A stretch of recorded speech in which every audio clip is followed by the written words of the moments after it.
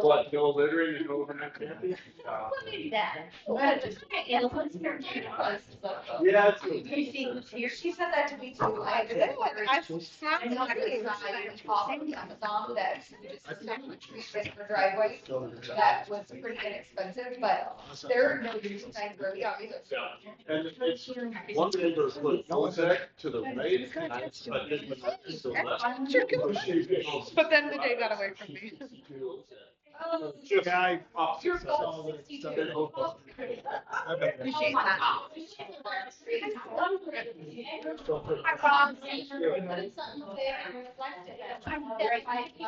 Oh, we, and I was gonna order. Well, the gravel was all. Down the ends. That's okay, that's up there at the top there.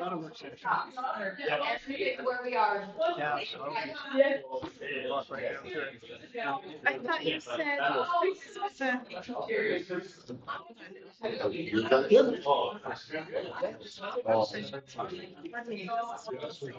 Oh. This way. Yep. So I don't have to like. Right, no, so this is this presentation, and then it's 6:30, we move into this, correct?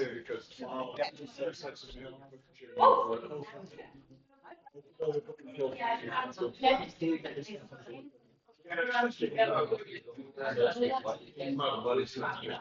You guys watch the video of that other one? Did you watch it? Like the first 5 minutes. Don't need to sit there. Right, exactly. But I love the way it's. Watch my name. I'm like, I can't watch both of you watch properly. Well, I know, but I knew. And then if finally. It's just like, gives him hours. Yeah.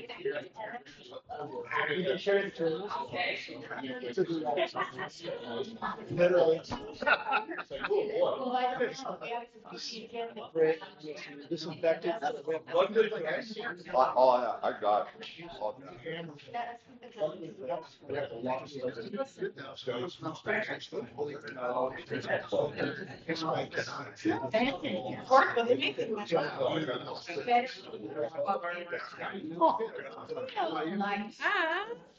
We went to Troy, did the parade and all that stuff, and then we found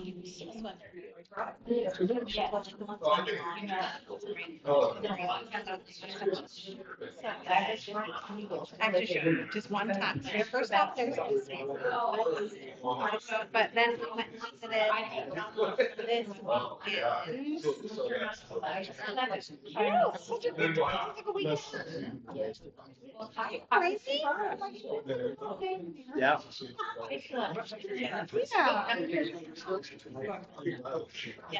Sliding right into that role. Yeah.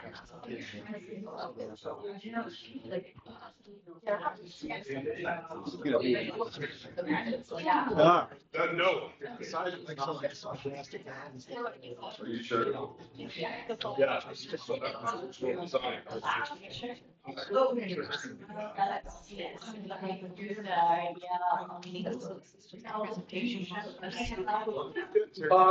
I was just down in Costco and saw my mom and her nieces. So my brother was also with my brother last night, and the two girls they came out.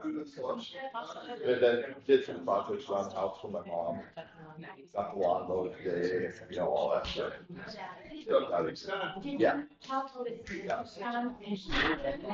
Oh, sorry.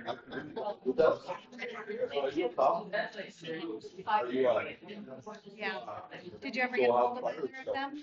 I think she's out in the park. I thought I saw Katie pull up. Did you? Oh, did you? Okay.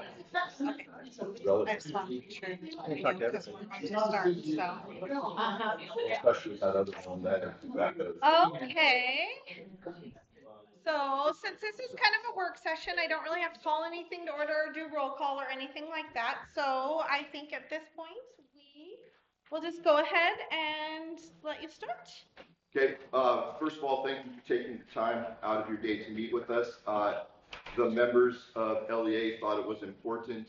We didn't, when they asked me to take over leading the negotiations, I was brand new to this and didn't understand a whole lot of protocol. And I didn't understand that the board couldn't meet as a group without it being some sort of an official meeting like today, that you can only meet in groups of 3. So we thought it was, this topic is really high on the list for our members, and we thought it was important to bring to all of you and to have us bring you guys the information that we have presented to your negotiation team also to talk about this. Just a little bit of back history on this. The topic is the calendar. I'm sure we're all aware of that. So when the negotiations started, I just wanted to be a fly on the wall. I just wanted to just see what it was all about. You know, I've been here 19 years now, and it's, you know, my turn to kind of start to work into that. And then with the retirement of Jerry, I was kind of asked to take this over. So when the negotiations first started, it was, you know, we talked about a couple different things, and the pay increase and, you know, some stipend issues and some language issues. And then the 172-day calendar came out.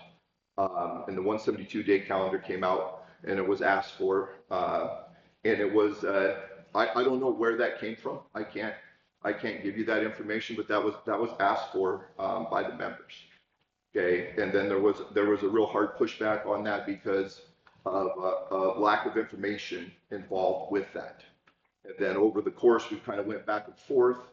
Mr. Goodman had asked the calendar committee to create a 177-day calendar, which they did. And then at the June board meeting, at that time, we were still asking for the 172. And so the 177 was voted down to stay with the 180 as of right now because negotiations hadn't been settled. Over that course of that time between June and now, I made an executive decision to compromise and go to 176. I didn't think 172 was appropriate. I didn't think we had enough time or to get information to you guys to make an informed decision. Okay, so I started doing the data, and I started looking at what we have done over the last 5 to 6 years with our school calendar, our student contact hours. If you are not aware, Montana now is not days as far as teaching. It is pupil aggregate hours. Okay, days don't matter. You can set your calendar, but what you have to meet is you have to meet a minimum of 1,080 hours for 4th through 11th grade, and 1,050 hours for seniors. So I was starting to do the math and looking at what we have done the last 5 to 6 years, and with the 180-day calendar and our 25 to 26 early outs, that depends on the calendar. Like last year, we had 26 early outs because of where Easter and spring break happened. This year, we were going to have 25 early outs because of spring break and Easter are separated. All right, so we would have less. So we were teaching 1,100, or our day was 1,155 hours minus the 25 hours of early outs. So we had pupil instruction hours, 1,130 instructional hours that we were teaching I'm talking about the high school right now. We were teaching students. So I did the math with 176 days at the 6.416 hours that we do teach at the high school, and it came out to 1,129 hours. 1 hour less than what has been accepted by this governing body for the last 5 to 6 years. So I thought it was a reasonable compromise to go to 176 days without the early outs. Now the early outs, you know, we were mandated to have those because of the grant, and there was some good professional development. that was involved in there, but now without the grant, we're not mandated to have those early outs within our day. And talking with the school administration ahead of time, we thought it would be more beneficial for the teachers and the administrators to have full day PIRs rather than 1 hour of early outs every 5-day week. Okay, so that's kind of the background of where we came up, the LEA came up with a 176-day calendar. I don't know how many of you got an opportunity to look at the information that was presented or that was sent to you in your emails. I typed in all school board. I hope it got to everybody. If not, I made packets for everybody to have.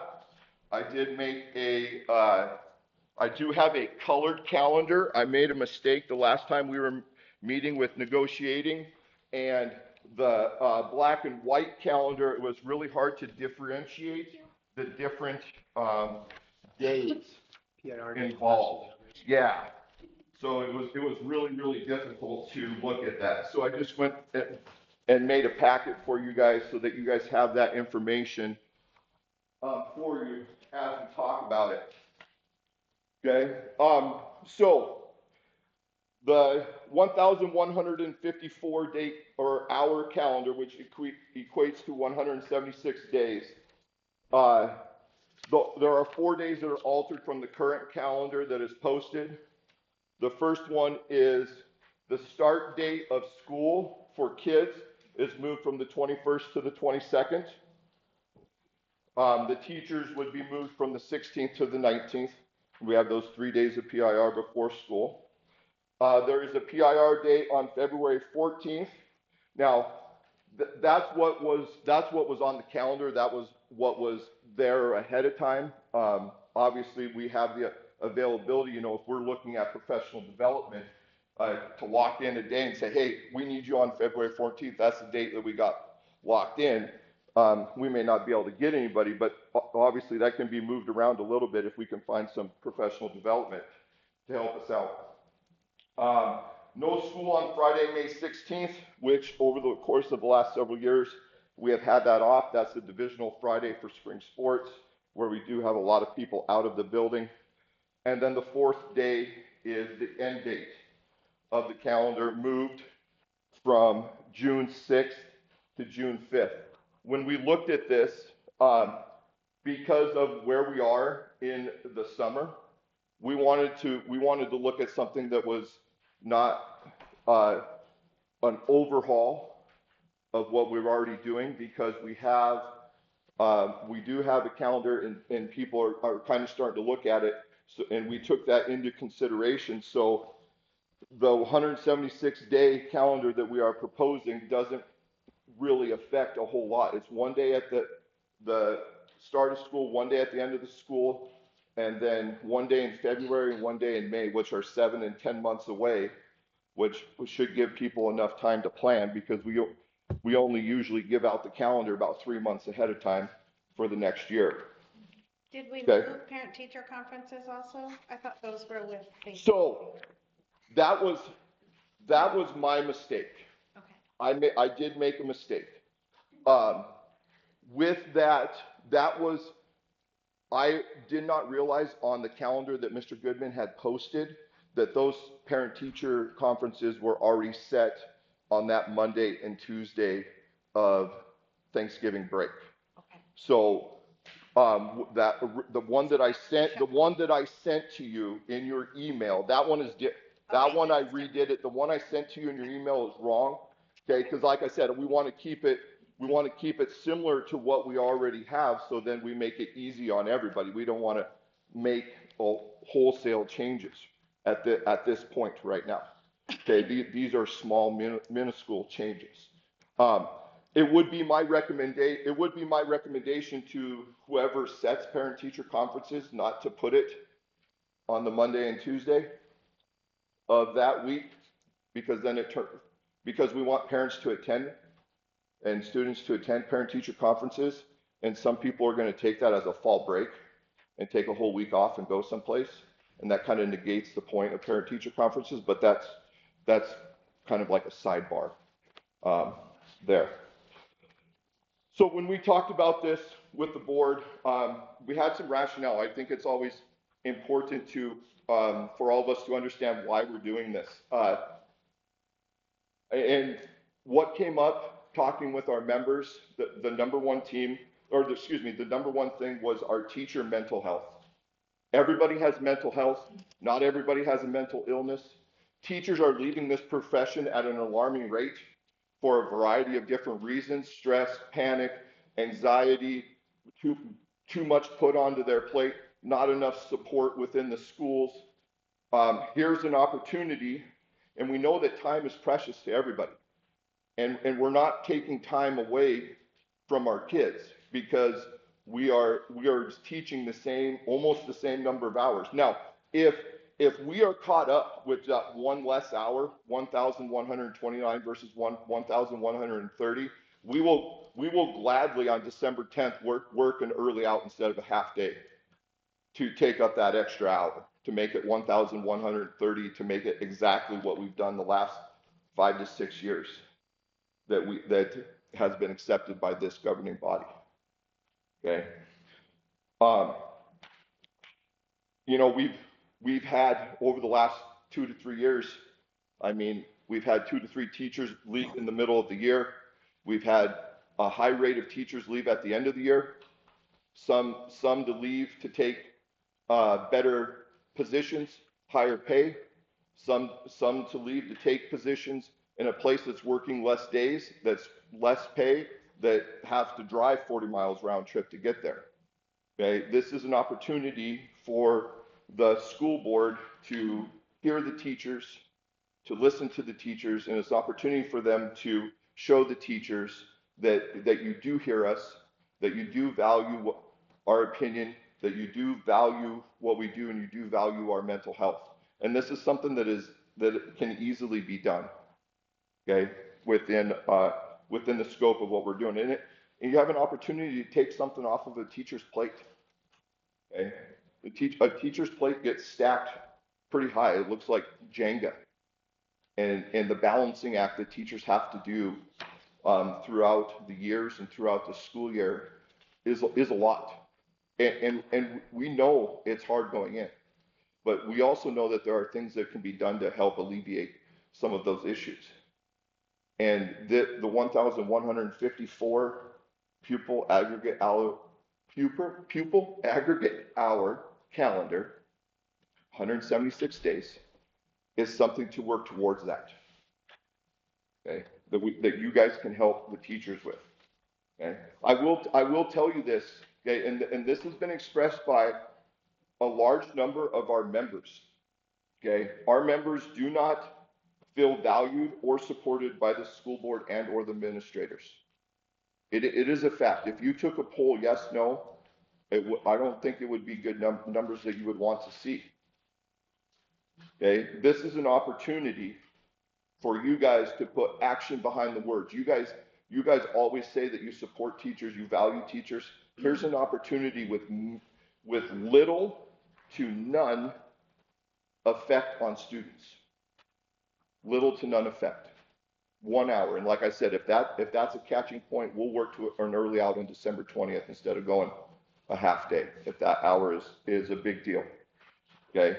You can show the teachers that you're listening to them. And then the most important part of that is because we do, as you can see, we have members that are interested in this, that showing their support today. You are going to be able to put teachers in a better frame of mind going into the school year. And when teachers are in a better frame of mind going into the school year, their lessons are going to be more prepared.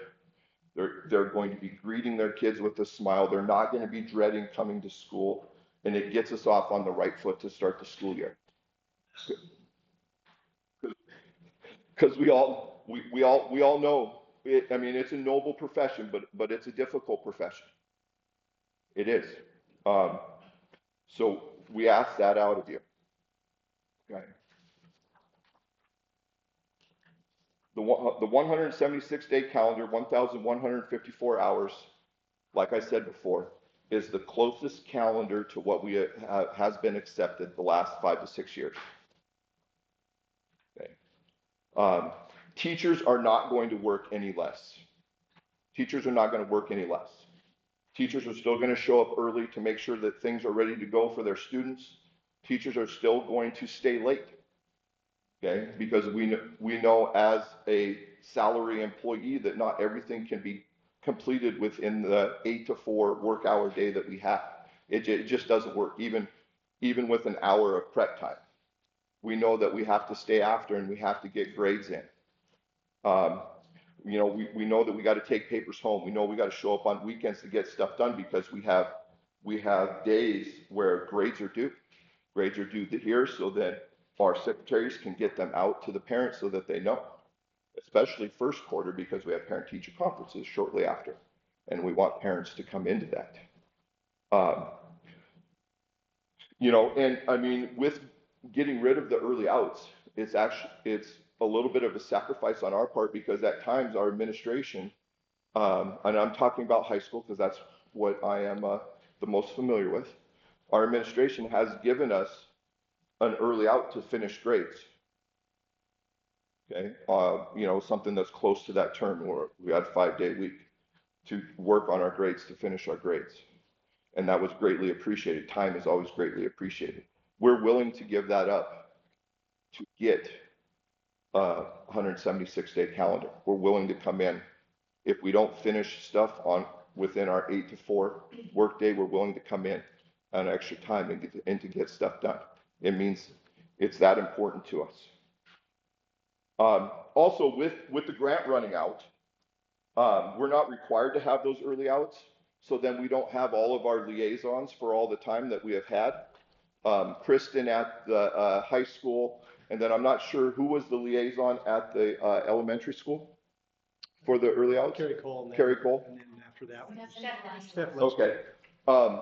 So we're going to be losing those people because the grant's going to be running out. So not only with moving the calendar to 176 days with no early outs, that takes stuff off the plate of the administrators too, because then the administration would be responsible for coming up with stuff and professional development for us to do during those early outs on those 5-day weeks. And is it a 5-day week? Is it a 4-day week? Are we having swags on Friday? Or what are we doing? This gives an opportunity for us to teach all day long, throughout the weeks. Okay, in the elementary, in the 5th grade level, on early out days, they would lose social studies and or science on those early out days. Those kids wouldn't get that on those days. Okay, so it allows those kids to get those subjects. It allows those teachers to teach those subjects. And now the administrators only have to work on 4 days, 4 total days, 3 of which they already do, 1 extra, 4 total days of professional development instead of breaking it up into 1-hour chunks. So it actually takes something off of the plate of the administrators also. So within that calendar, which is the 3rd page of the packet that was handed out to you, there are 176 pupil aggregate days, and there are 6 scheduled PIR days. We have the 3 at the beginning, okay, and those are anywhere from 18 to 21 hours. Let's just say it's 18, 3, okay. We have our 2 parent-teacher conferences, which are 14 hours. Okay, so that's 18 and 14, we're at 32. Then we have the 6-hour PIR on February 14th, that's 38. Through Montana state law allows 42 hours of PIR. That gives the administration the opportunity to look and to see if there's availability for a PIR to bring somebody in on a day, and it allows them some flexibility to have some professional development with us in those 4 hours that we have left over. And I think that would be a good thing because we don't necessarily always know what's going on or what's happening, and we can put a half day of professional development in there if we need it, if we can get it, if it's something that's beneficial to our members within the within the calendar. Okay. So right now, I would like to open it up to you guys, after the information that I have presented. If you have any questions about any of the information, that was presented, to you. I don't have a question, but I do have a comment. Yes. To your team, that it would have been good to put together something like this before you came to the table asking for 122 days. That really pissed me off 172. as a, And like I said, I was just trying to be a fly on the wall. Because I have not been able to been a part of negotiating, because I coach in the winter and the fall. and I understand that, but I just, that was really it was a really put down. We understand, and Wanting a 3% raise in 122 days. 72. Oh, yeah. That's okay. 72. 172. Take it down Oh, anymore. yeah. There you go. Those would be long days if it was 122. Those would be long days. It really put me off, 66, right? As an educator and as a board member. So I'm just passing that on to you. And that's why I went back and looked at stuff when I was asked to do this, because I knew that, I knew that you guys needed information, and not just, we want this. Without any sort of data Well, involved. we were getting information along the way. We were talking about cutting out The early outs. early outs. Gotcha. That sort of thing. So, and Mr. Goodman and Mr. Beagle and I had a conversation with that early in June also about the benefits of going to a full day PIR versus the 1 hours now that we don't have the grant and we don't have those liaisons that are with us. So I have another question about. Of course. I know we used early outs some of that was used for collaboration among staff. At times, yes. Yes, not always so there's none of that built into this at all, collaboration time for staff. Within our middle school building, most of our middle school, I wouldn't say all, most of our middle school grade levels, a lot of them have the same prep time, so they have the availability to collaborate. At the high school level, it's really because of the way that a schedule works and all the different subjects and everything that they have to take, and with cutting back from 7 periods to 6 periods, it doesn't allow us that flexibility. You are correct. And at the elementary, you wouldn't have that And flexibility. after school, we already have a weekly collaboration meeting, and this would not affect it at all. And it's during our prep And time. when is that? It's during our prep time for each grade level. Or whenever they propose it. Some do it before school, some after school. Each grade level determines, sounds like each grade level determines when they're going to meet and go over. Yeah, weekly. Weekly. But that's during your prep time. And give them to do that.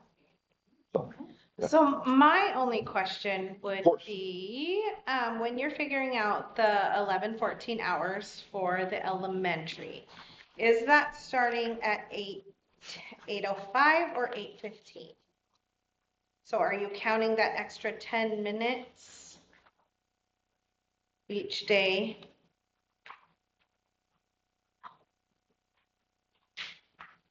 Yes, but if you took and did, it's still going to equate to 1 hour less.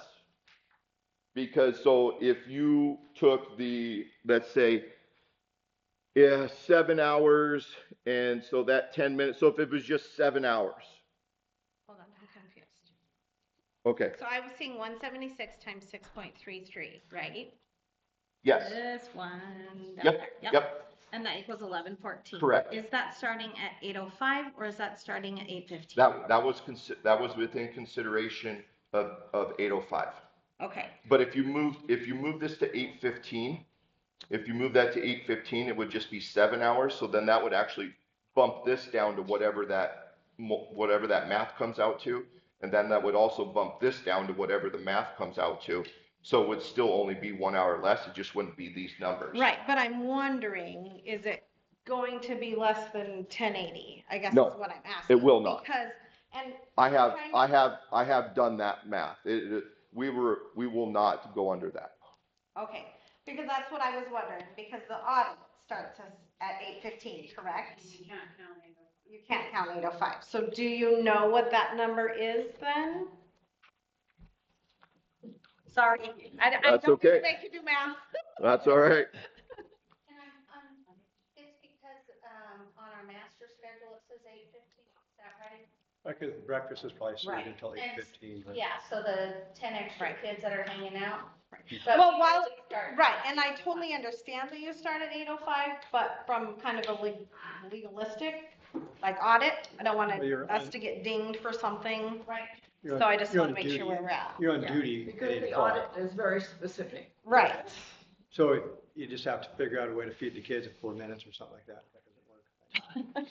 So, some kids can do Starts it. at 7:45. and what time do they end breakfast? Well, 8:10? 8:10, Janine told her that they quit serving at 8:10. Yeah, it just depends on how many stragglers You know, come in Yeah. and how many are there. The majority, 95% of the kids roll down the hall at 8:05.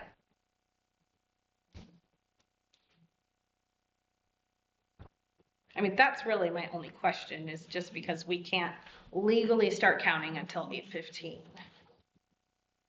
Gotcha. So it looks like if I pass my math class, 170. So it's 6 hours and it's 6 hours and 10 minutes then, instead of 6 hours and 20 minutes, because there's a 35-minute lunch and there's a 15-minute recess. Right. Which that 15-minute recess, teachers are required to be out there on duty. There's a lot of schools that are, I will tell you this, there's a lot of schools that are using that time. And it's not like the teachers are out there checking their TikTok and their Snapface and their Instabook. All right. They're out there interacting with children within those 15 minutes. That's another legal situation on what we can count and what. Yeah, we can't. I mean, you can't count it. It says right here in the deal, you could count it. I didn't count it as of right now. Okay, so 176 times 6.166666 equals 1,085.333 hours. So that it does not put us under the 1,080. Okay. That was my Because next it's question. the 10 minutes over the course of 176 days. Right? Yeah. Okay, Mr. Bean, that is not counting the recess. That does not count the recess. No. Which is through the Montana Annotated Code, which I do have right here if you're interested in it, does say that it can be counted when teachers are out there and teachers are interacting with kids. Now, we all know that teachers aren't always interacting with kids out there at that recess. It doesn't happen. It doesn't happen every day. We understand that. But I think it does happen quite a bit because they're kids, and at times they need structure, and they need social emotional learning, and they need to understand teamwork, and they need to understand, other people's space, and all of that stuff goes on those days. That 15-minute recess, which is for 4th, 5th, and 6th, those are the three levels of grade levels that get kind of convoluted because of that extra recess time that is in there. Like the high school, we don't have that recess time. We just have the lunch time. And hallways, going from class And hallways to the count. next. Yeah, doesn't count going to first period, it counts going from period 1 to period 2. Exactly. Yep. So Exactly. I mean, that's my go home one. So if you take 176 times 6 hours. That's exactly 1080. No. 176 is 1,050. No, that's less. Yeah, 180 times 6 is 1,080. 1,080. Yes, correct. 176 times 6.1166, because it's 6 hours, 10 minutes, is 1,085.333. So my one thought would be if for some reason we have to cancel school, then it's a matter of rescheduling, right? First one's free, second one you have to pay for. But at 1085, Yeah, first one's free. okay. I Like wasn't sure how emergency. that worked. First You don't- one's free. Really? BOGO, buy one, get one. Lose one, give one, right? Or something, yeah, I guess something like that. Lose one, get one.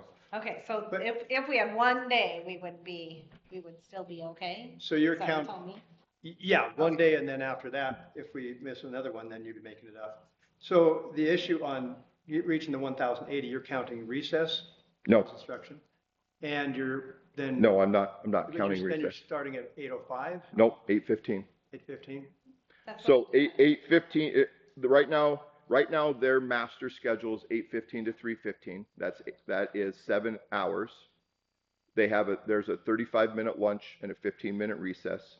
There's 50 minutes there, so it's 6 hours, 10 minutes of pupil instruction time throughout the day at the elementary. Fourth Or grade. fourth grade have through, two fourth, recesses. fifth, and sixth. Fourth and one recess. Yes, they all have one recess. Yep.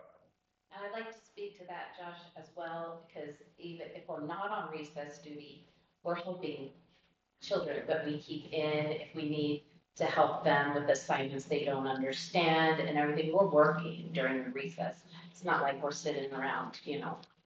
Which we definitely aren't questioning that. Again, it just really boils down to a legal, It's a what we can do and what we can't I mean, we do, could, so. I mean, we can count that 15 minutes.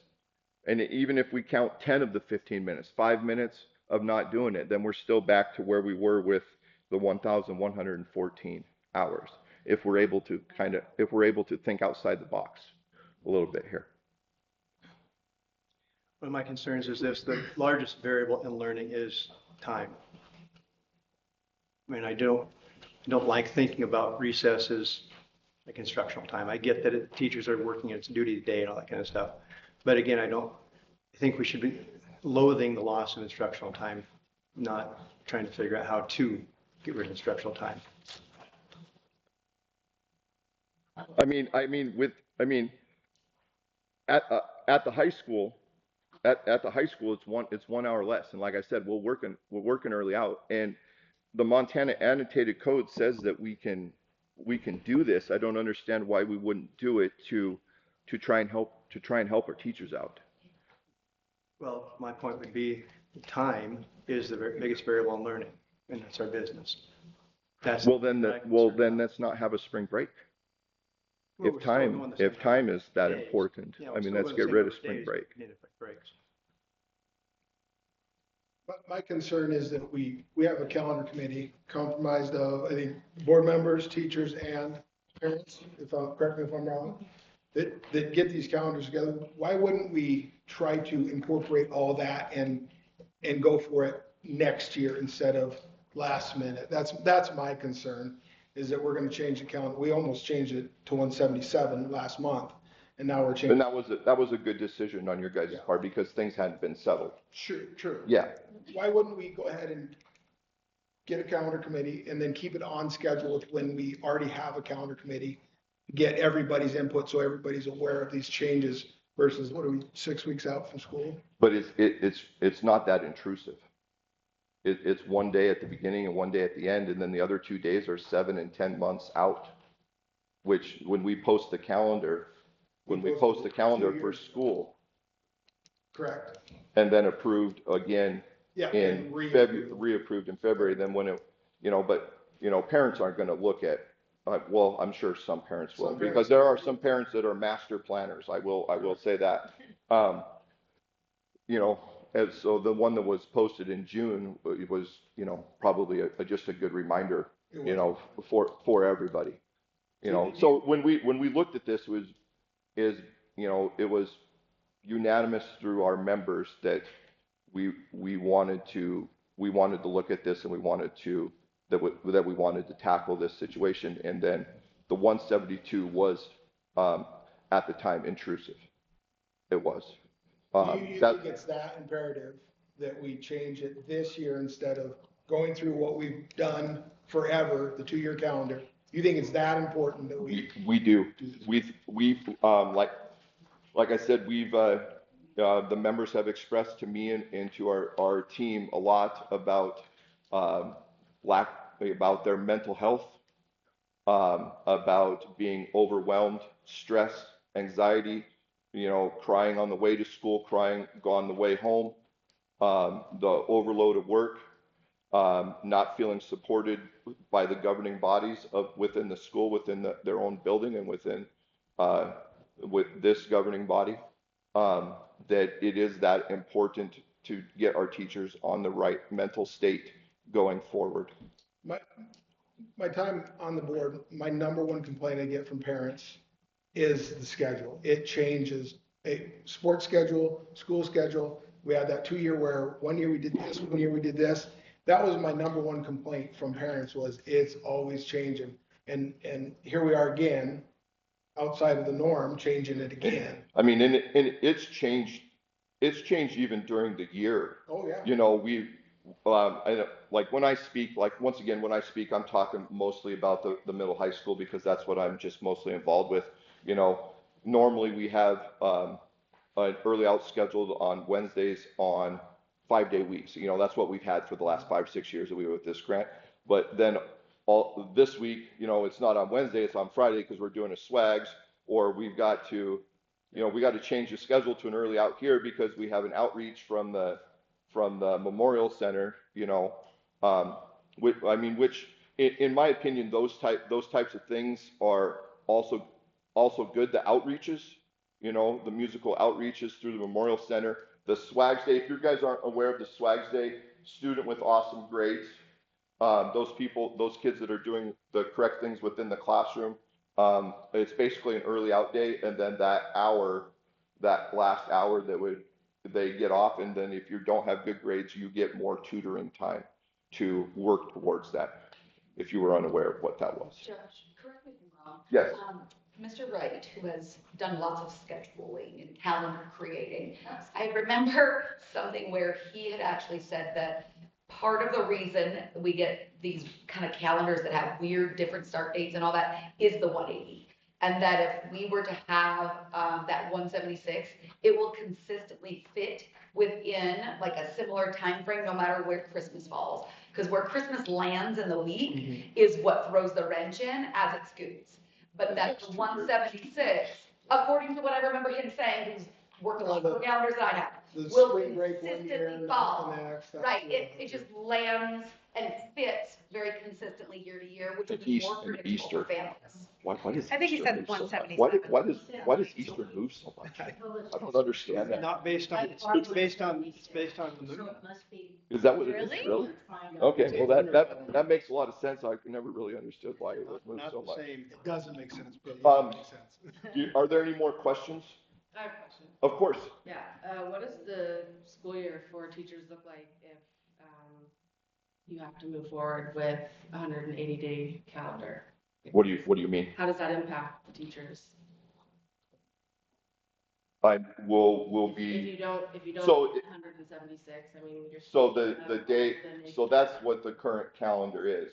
Right, right- right, but right if now. But if at the current state with the mental health and how imperative that is, if you're going into a new school year with that state of mind on a large population of teachers, how does that look for the upcoming school year? So when I say this, it's going to be my opinion, because that's not a question that I have actually polled the members on that specific question, but it will only harden the fact or solidify the fact that the teachers don't feel valued and supported, and that the administration and the board is not listening to what the teachers need. And I think it would be a negative impact. Can we not hear from the teachers? I don't know. I'm new to this. I don't know all the processes. Elida and Ron This have is helped. just a work session, have so helped- feel have free to comment. helped Yeah. I would love to hear. Elida and Ron have helped me out along with all the processes. I guess that's kind of where I was going with that, is teachers are part of the calendar. Every time we do the calendar, I mean, I guess why now? Why not back in February when we brought that up? To answer your question first, I can't answer that. I No, don't know, because I was not part of it I at just that don't- time. I guess what I'm trying to say is I don't like change when we've already had the schedule, so I hear you. I appreciate your, presentation. It was great. I wish we were doing this every calendar when we do this calendar, stuff like this, so. Did I speak on the calendar? Oh, you Can I did. address that? Hi, Ms. Rose, there's our calendar aficionado. Well, when we put the calendar together 2 years ago, well, at least I wasn't aware of the fact that we weren't going to be required to do the early outs. So that wasn't even on the table. So that, I think if we had known that 2 years ago, Sure. we put the calendar together, we could easily have come up with something different, because we did know that it was based on hours rather than 180 days, wasn't the magic number. Are you at all concerned about parent reaction? I'm sure you are, but I mean, does that play? I'm always concerned about parent reaction, but like Josh said, this altercation that we're talking about here is just a couple days. It's like there's still a spring break, there's still, Christmas break. It's seriously, but. Well, it's 4 student contact days, one at the beginning, one at the end, the PIR that is February 14th, and then the May 16th, the Friday of divisional spring sports. It's those 4 days. Can I speak to the idea of getting rid of the early outs?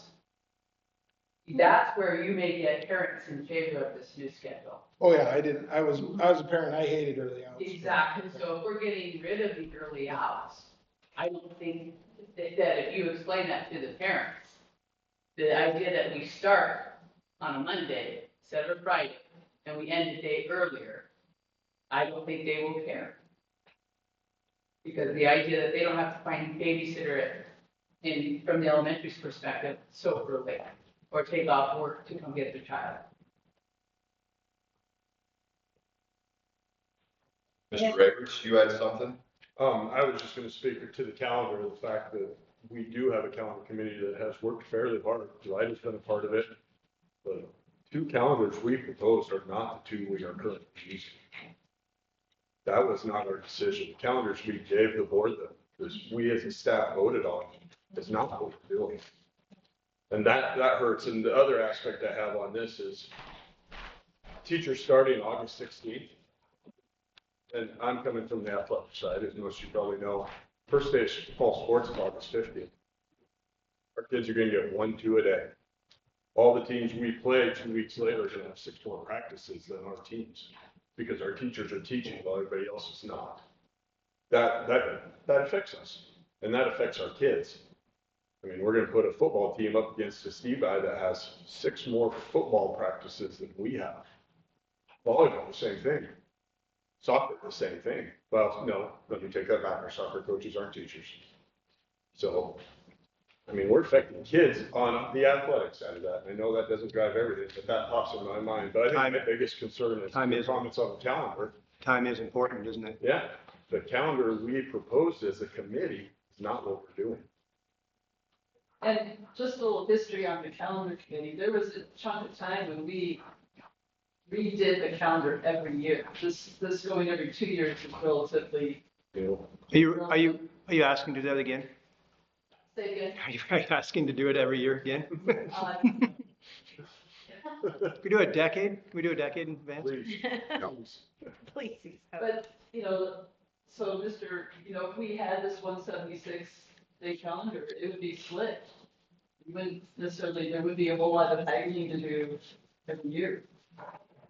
They fit very nicely. Taryn.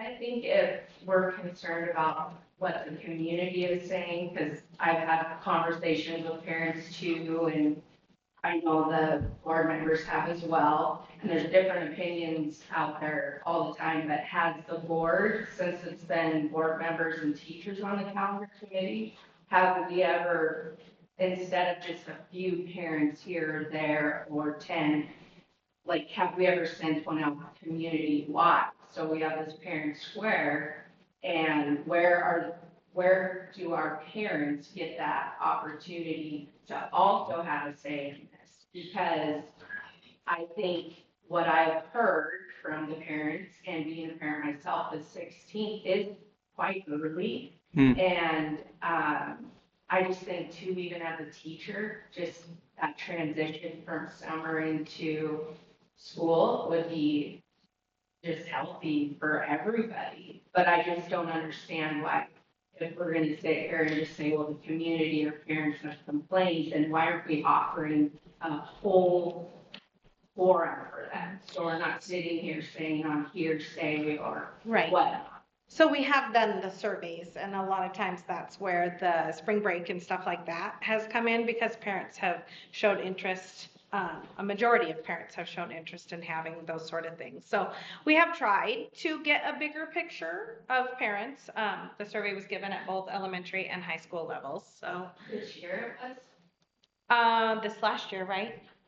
From parent teacher I think conferences. that's 2 years ago for spring break, when we were debating spring break. I thought we did it again. Was it 2 years I don't ago? think there was a starting date question on it. Well, can we get something like that? We sure could. Is that the platform? For the future. For the future. Absolutely. For the future. Mm-hmm. Especially, can you send through Parent Square, is it Absolutely. Is it availability to send a Link. Google form? You bet, 100%. No, that'd be just really the bee's knees, honestly. You know, and you're never gonna get everybody, but if we can, you know, in the future, you know, Yeah. we are looking at our calendar to. And I be think able that's. to solicit some input. I think that's really smart to go ahead and see what parents are thinking on this. I think, they're our customers. If we don't listen to them, that's a tough thing. So, yeah, I know what I can tell you is over the years, spring break every year is a big deal. And we actually found out why. That was interesting. Parenting plans. I think there was a question at the last negotiating meeting about when we start negotiation. Traditionally, we started after we knew how much the insurance was going to be and then how much the money was going to come from the state. So then you guys could have a good idea of what your finances would be. If we wanted to start earlier, right now in our contract, we have to decide on the calendar by March. And so if we were going to do that, we would have to probably start, I don't even know, January, and then we could negotiate that part of the contract for that year, maybe for the calendar, so then it could come out at the same time, all that kind of stuff, and then have a part 2. But that was to answer the question last time, how come I was the one that raised that question, and what I raised the question about was mainly when something changes so drastically, usually there is talk beforehand. Doesn't have to be big discussions, but there are meetings on it. Hey, this is maybe coming out. When 172 came out, that hit us like a ton of bricks. And we were told at that time that a vote was taken and everyone at the meeting voted for that and to stay strong with it. So it was kind of like, where did this come from?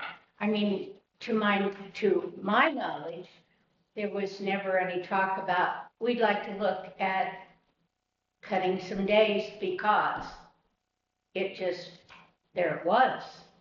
And I've got to say, it really took me back. I appreciate it, but I was just answering the question. Right. Well, and I'm answering yours. So now answer mine back. I don't think I answered that. Do you guys have any more questions? I have one for us. I have one quick question. So on this calendar, are you counting October 17th and 18th as PIR days? No. Okay, so we have, okay, there's 6, and then there's going to be one full day, is that correct? Because you have 7 typically. Which I think would be great for a full day.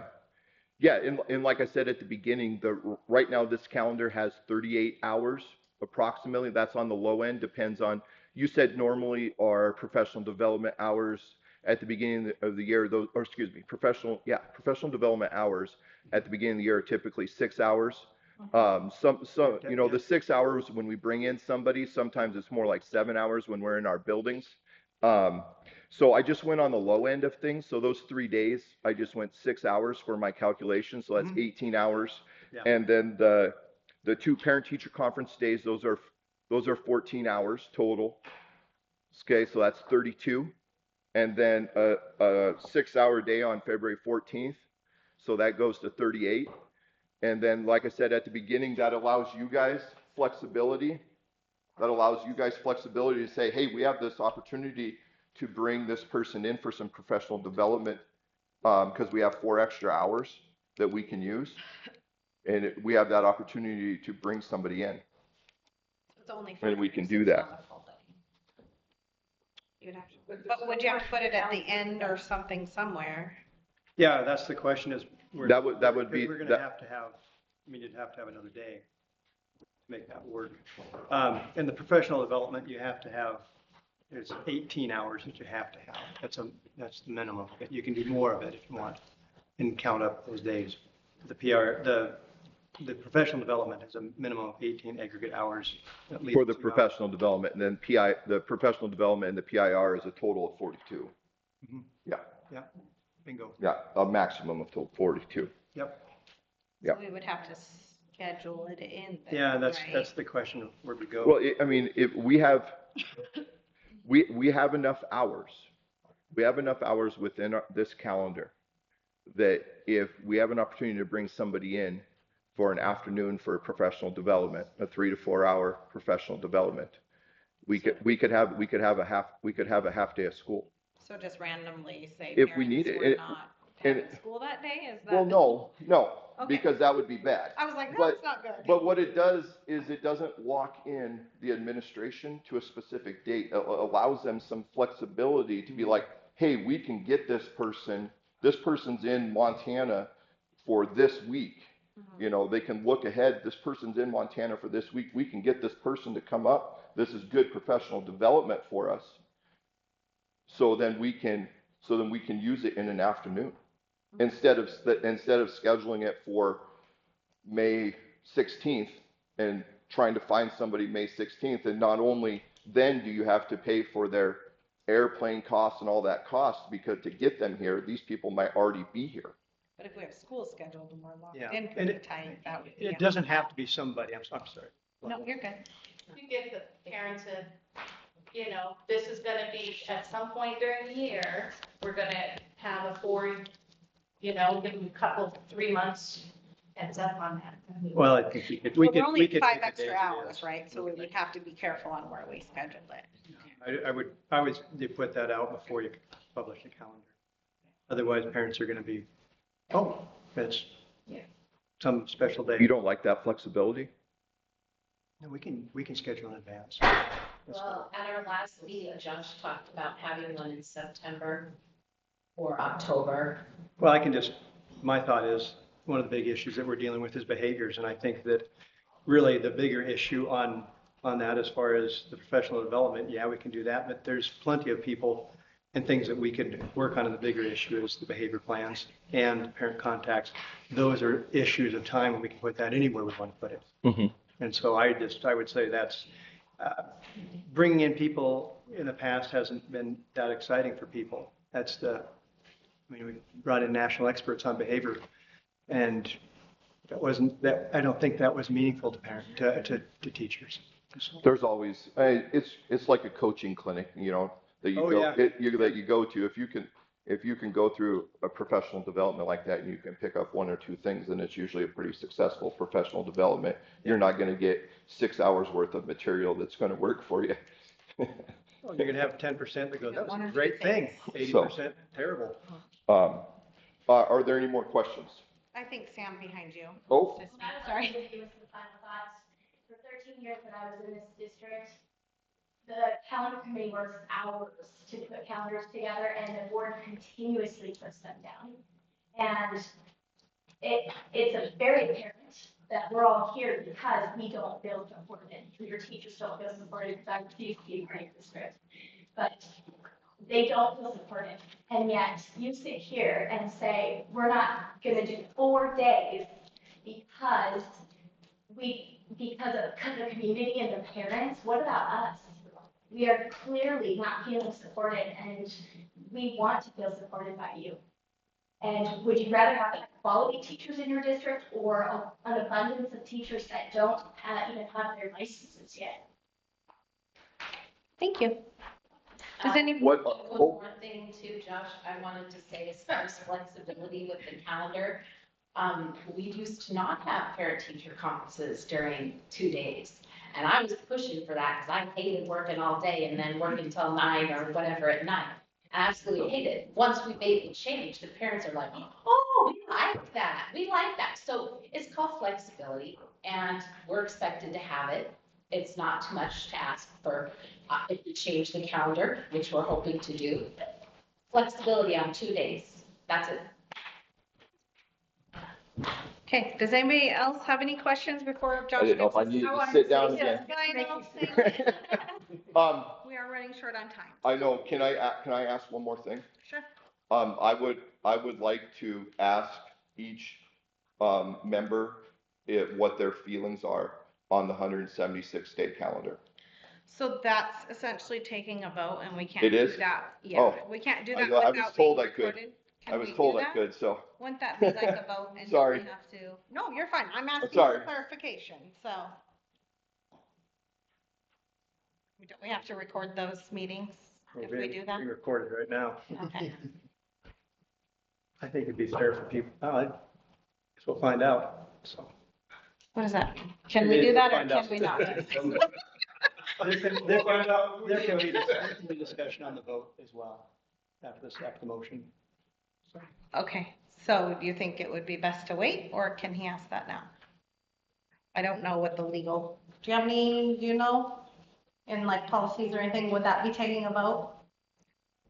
Asking opinion? I just asked their feelings about it, Right. not if they're gonna vote Right. for it or not. Okay, I go mean, ahead what, then. just what, We have yeah, no, I don't want a agreement. yes or, I don't, yeah, I Okay, understand well, I yes just or want to no. make sure how that can be. I just want to know what, I mean, we have had some board members that have spoken, we have some that haven't spoken today. So I just wanted to, let's see just what the feelings. Feedback. Yeah, just some feedback on the 176-day proposed calendar by LEA. I'll start. Ted, who's it? I'll go. I feel that if the teachers, I will say this, I think that if the teachers are feeling unsupported by the board, I don't know that it matters at what point they propose a different calendar, if it's in February or March or June. I think that if they feel, if they're at this point and they feel a certain point of exhaustion, then I, as a board member, would prefer to hear about it now than, now is better than later. So I think that, my feeling on it is that Don't say. I support mental health and I strong supporter and advocate for mental health. So I'll leave it at that. I think that it's important that teachers, feel supported. Anybody else want to speak up? I think we got off to a real rough start. Are you talking back? Yes, I am. Back But in the 80s. I was, like I said, I was just like a fly on the wall. I had no idea what was going on at that time. I currently do not have a problem with the calendar. I badly want the early outs gone. I do not find them beneficial, and think they're very awkward to work with. I don't know if it's worth quibbling over, for example, June 5th and June 6th in the big scheme of things. So, that's where I'm at. Okay, thank you. Okay, anybody else with the last 45 seconds? Yeah. Thank you. Because I was at the board meeting adamant about 180 days. But I like what you put together because this really shows it's in hours as the state requires now. They require days. So I'm feeling much more positive towards 176 days than I was a month ago.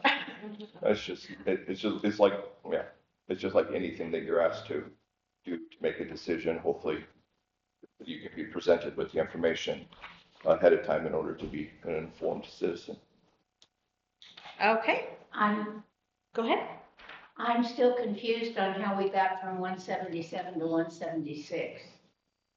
There was never a 177 on the, there was never an agreement anywhere. There was never an agreement anywhere of 177. But we looked at a calendar. That's. We voted on 177. That was not from LEA. That was from the superintendent. But Did you come to the last negotiations with that 177 and a 176? You handed us two. So that was 2 meetings ago. yes. Yes, that was 2 I meetings ago. missed the last one. And Mr. Delmas had asked me that question during that, and I told him that I put all of the information together to compare those two because Mr. Goodman had asked the calendar committee to create a 177, and the teachers wanted to compromise with the 176 from 172 to 180. So I published that information with the 177 in relation to hours and the minutes and everything that we're doing, and gave that to you guys. I think that's where the confusion. Yeah, just to show you that information. And then at the end of that meeting, I stated that our proposal would be to have the 176-day calendar. And I guess that's where I got confused. Okay. Yeah. Okay, guys. And there was a lot of information that meeting. So Well, there was a lot of numbers. 177, and so. There was a lot of numbers. And then it just switched to 176, and I thought, okay. Okay, I'm sorry to end. We are 2 minutes late for starting the official board meeting. Oh, So, sorry. no, you're totally fine. I thank you for all the information. Thank you. Yes, I appreciate it. Okay, so at this time, I'm going to officially call the meeting to order. Everybody that wants to leave, okay? I feel like some people are wanting to leave. I'm going to start by taking a roll call from my right, please. Katie Benjamin. Sam Roslin. Ron Goodman. Elida Snow. Rob Thomas. Oh, Johnston. P.G. Zimmerman. Okay. Please stand for the Pledge of Allegiance. I pledge Allegiance to the flag of the United States of America and to the republic for which it stands, one nation under God, indivisible, with liberty and justice for all. Okay, at this time, I will take a brief statement from any audience member on anything that is a non-agenda item. No? Okay. Moving, sorry, yes, go ahead. Basically, I just was thinking, us moving forward, and we're the teachers instructing our kids, and I think a majority of people are just wanting a balance of here's our staff, here's our administration, and here's our community members. And meanwhile, we don't want to have so much emphasis just on the parents, as we're already serving our students and those parents and having that direct communication with most often.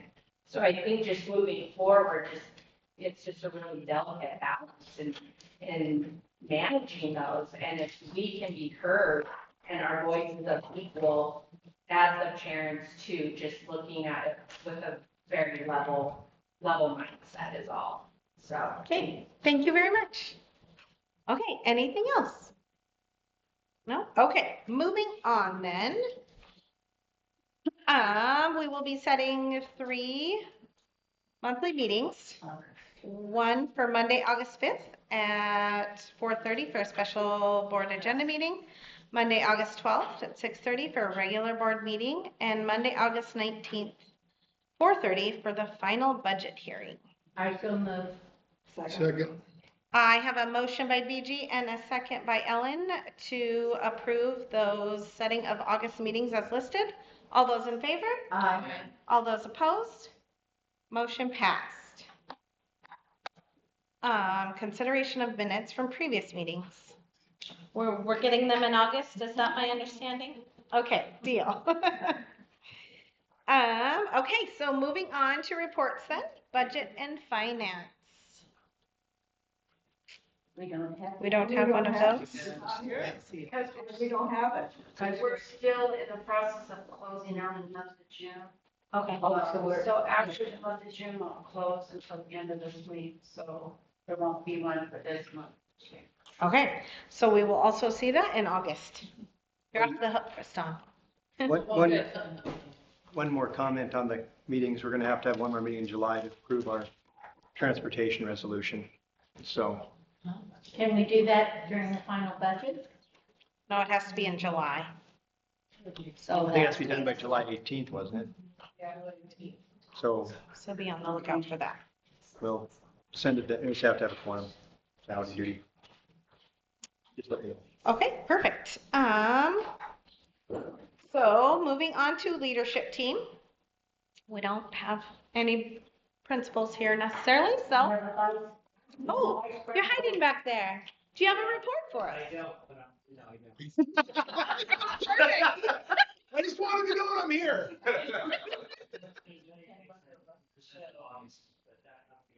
You're good today. Okay, perfect. Thank you. Then, Mr. Goodman. I prepared a long meeting. Central Summer Edition. Let's see what I said. This is softball field at Plummer is moving right along. And I think that will be good for a lot of things, bad for Gophers. But other than that, I think that's going to be a great deal. I cannot believe how big it looks out there, that land, when it's, starting to get some of this stuff. Okay, I'm sorry, go ahead. Oh, here's some stuff on elementary school, a lot of priming and painting. And I think we'll be done with the elementary school maybe this week. Here's a picture of Antonio. He's a little distorted, but they're just doing a great job. It's a good deal. And then I will say this much. That's Mr. McBride's classroom. And they did a good job last year because they didn't go through all the wax to the asbestos tiles. Perfect. Good deal. Next slide. Projects are moving on during the summer. Heat pumps and boiler repair at Central. One of our goals is to continue to put as many heat pumps in our district as possible and wean ourselves off of the expensive diesel. Last year we saved $68,000 in diesel and electric costs. Elementary school alone was $20,000 savings. So that just helps us meet our goal. Painting at middle high school and paving at Liberty Middle High School, at chip seal at both elementary school and the high school. Maintenance on the parking lots. The old saying goes, the only thing cheaper and the only thing more expensive than not fixing stuff is fixing it is not fixing it. And it just needs to, we need to stay on top of all that stuff. Next slide. So we have series projects. These are things that we're scheduling. Administrators and special education teachers, they're all going to be trained on behavior intervention plans. The behavior intervention plans aren't just things that we come together and write it on a napkin or something like that. They have federal regulations that go with them, and honestly, the federal regulations are pretty good, I hate to say that. So this whole issue of writing behavior intervention plans is something that we don't have a choice on. We need to be trained on it because we had a situation where we didn't have a plan that was good enough, and I think the training is going to be very important in our role of helping to struggle with disruptive behavior. So that is one piece of the puzzle that needs to take place. The other thing is, and I hope Maggie's going to be here tonight. Is Maggie here? She's here. Oh, very good. I'm going to set you up, Maggie. So partnering with our community and parents is another project. Some large concerns that we have, obviously, fentanyl in our community is a big deal. The impact of cell phones on students and everybody for that matter. Vaping is an issue that's taking place in schools and our community. Depression, anxiety, and disruptive behaviors. These are big issues that we all need to partner with. My point at the bottom, serious problems are only solved by effective teams, people working together. And that is where we need to go. And I think the whole issue of being able to partner with both community and parents on these issues is going to be a big issue. Next slide. Oh, I'd be gone. Lisa and I are taking a trip to go back to our first teaching job in Carrigan, Kazakhstan. And we're leaving on the 21st. We'll get home on the 31st.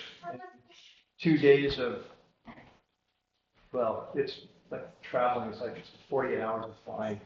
So it's a big deal. It's our 30th anniversary of our teaching in Kazakhstan. We've been invited for a celebration. So we're really, really excited about that. And I will miss some of these things below. Fermented mare's milk. It is two shots of alcohol in my life. One is fermented mare's milk, and the other was vodka on the trains for the guy who wanted me to toast to his brother who died in Chechnya. So I think I'll skip it the second time. Pickled horse intestines and periodic spots of radiation, and that's the truth of it too. There's little accidental radiation leaks in lots of places in the Soviet Union. So we're excited about that. Now, And I will be. you're more interesting. And quick too. Okay, thank you, Mr. Goodman. It does not look like Mr. Beagle is here, so we will move on to personnel. So we have a couple of resignations, retirement, reduction of force, or non-renewals. Motion, please. You want to take 1 and 2 together? I think we can. Sure. Okay. I move that we accept the resignations of Jean Nadolny and Hallie Parker. Second. I have a motion by Ellen and a second by BG to approve the resignations of Jeannie Nadolny as school nutrition assistant and Hallie Parker as LES teacher. Any questions or comments? All those in favor? Aye. All those opposed? Motion passed. Okay, consideration of 24-25 staff contracts or transfers. Once again, the first 7. Go ahead. Okay, I move that we offer contracts to Caitlin Edlin. A lot. Should be England. What? I put a G in mine. Oh, okay. Morgan Bell, Brian Hammer, and we just accepted her resignation so she could come back. Janine, Cody Pelster, and Hannah James. And Alana Smith, you missed. Oh, pardon me. Second. Okay, I have a motion by BG and a second by Sam to approve the staff contracts and transfers as listed. Any questions or comments? All those in favor? Aye. All those opposed? Motion passed. Okay, moving on to extracurricular coaches for I make a 20. motion, we approve all extracurricular activity coaches as listed. Second. I have a motion by Sam and a second by BG to approve Melanie Corteau as Libby Middle High School Assistant Cross Country, Micah Germany, Libby Middle School Assistant Boys Basketball, Tyler Houston, Libby High School Assistant Softball Coach, Steve Morris as Libby High School Assistant Boys Soccer Coach. Real quick, Micah is actually elementary assistant boys basketball, not middle school. Thank you. So we need to update that. Okay, any questions or comments? Okay, all those in favor? Aye. All those opposed? Motion passed. Okay, moving on to old business, all the fun, ESSER funds and COVID-19. We still good with that? Yeah, we're spending it, Good deal. or has been spent. Good deal. I'm looking forward to being able to cross it off.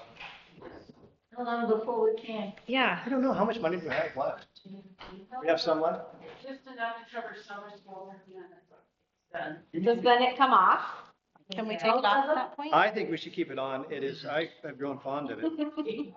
It's tradition now. It's 3 years, 4 years. Okay, so moving on to discussion and possible consideration of 24-25 new school year calendar. So at this point, we will take a motion and I'll need a second and then we can open it up for any more questions or comments. And then we can vote if there is a motion.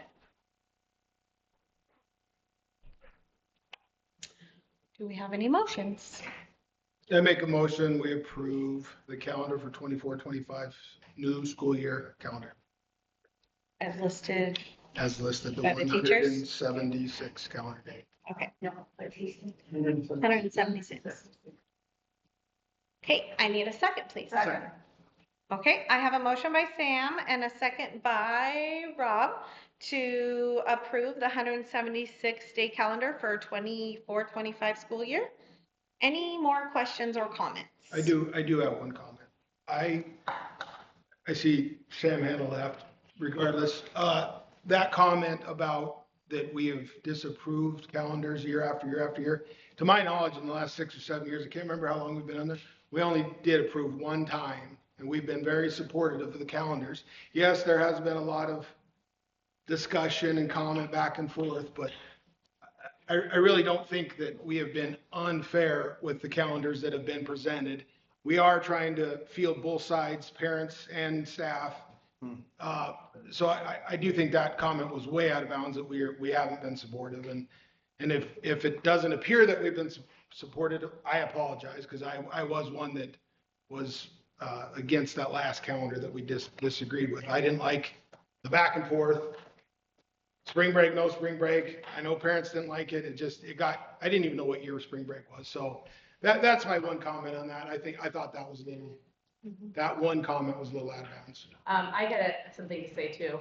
First of all, I don't know what I was thinking, but I saw the NEA meeting and I've been standing outside for over half an hour. Private meeting, but I was eavesdropping. And I'm gonna, you can always down here. I was thinking, well, we can't have a quorum in there, so I just better, but I'm just gonna listen to gather some information.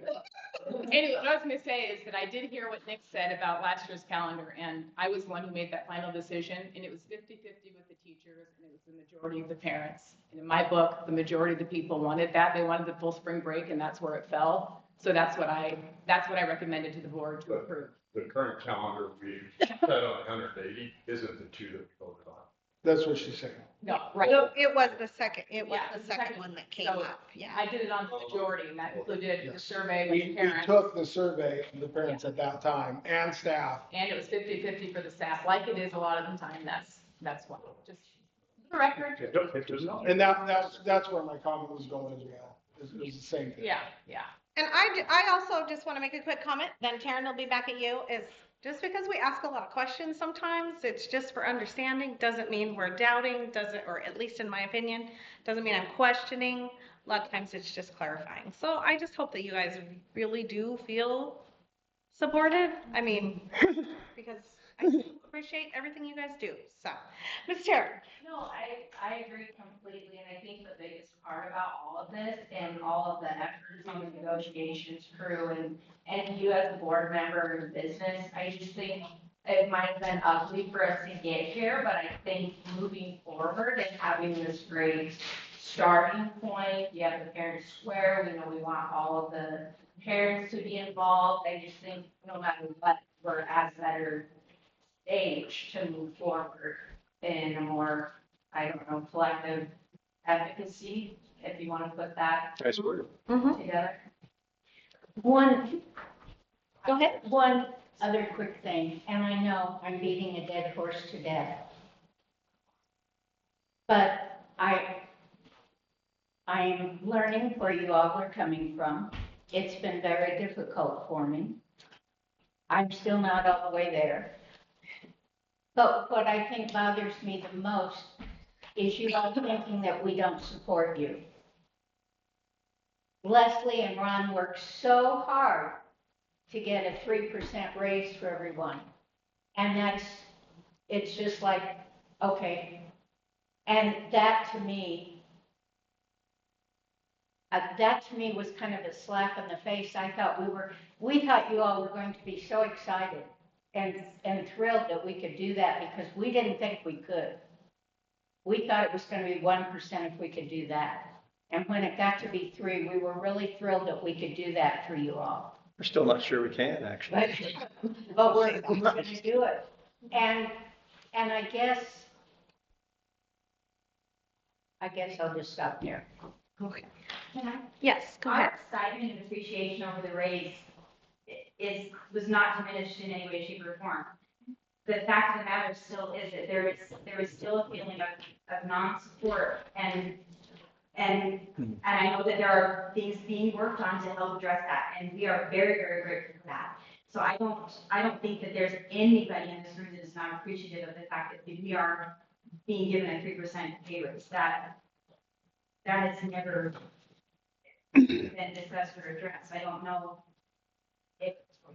what kind of appreciation I'm supposed to show for that, but there are still things that our members, our teachers, and our staff feel that we need in order to feel that we can safely do our jobs and feel like we are appreciated. I don't think that the 3% raise was ever not appreciated. I just wanted to address that as well. That's a big thing, and we know that, but there's so much more going on. Okay, thank you. Anybody else before we do a vote? I would just say this much, that floating PR day, I'd like to nail that down like tomorrow and then send it out. Okay. We can do that. Are Okay. you okay with that? Renee, are you in the building? No, she's gonna. Okay. What's that? She's afraid you're gonna. Can we finish it in negotiations? Can we talk about Let's get the other right out of this one. I'd just like to be done with this. real quickly? Can we talk about it? Yeah. Yeah. As long as there's not Because I've got, four board members. I've got a cutthroat trout that's calling my name in Canada tomorrow, so. So what, Okay, want to meet at 9:30 tonight? so we are going to hear from the little ones. We're gonna take a vote at this point. So all those in favor for the 176-day calendar as proposed, with the exception of adding a PIR day, say aye. Aye. All those opposed? Motion passed. Okay. I meant to say I didn't mean to interrupt. Okay, I was waiting for something. Okay, moving on to new business. Consideration of MSLIP insurance. Who is speaking on that? Leslie, is that you or? I have a little couple. This is just because I wanted to say this in the world because it makes me feel bad. So 1920, our property and liability, we have 7 acres of buildings. And of course, liability insurance keeps going up as far as the, cybersecurity, all this kind of stuff is taking place. Everything gets more expensive. But here's just kind of a picture of what takes place in our little world of inflation. 1920, $79,000 was I believe was the amount of money we paid for property and liability insurance. In 2021, 126,000. 22, 147,000. 23, 177,000. 23-24, 197,000. And 24-25 is $232,000. So if anybody gets hurt, use it. Because they're paying for it. Prefer not to get hurt. I find that amazing. It's like $140,000, well, $160,000 increase, and it's not going to slow down. So, and that's without Ace of Wood. That's getting Ace of Wood off the list too. So do we have to make a motion to approve that? Is that what we're looking to do here? Because there wasn't any information in the packet, so. Yeah, we need to approve it, unfortunately. I so move. Second. I have a motion by BG and a second by Sam to approve the MSLIP insurance. Any questions or comments? All those in favor? Aye. All those opposed? Motion passed. Okay, Unite for Youth presentation, Miss Nagy. Mr. Bean, you can't get hurt in Canada though. It doesn't cover you.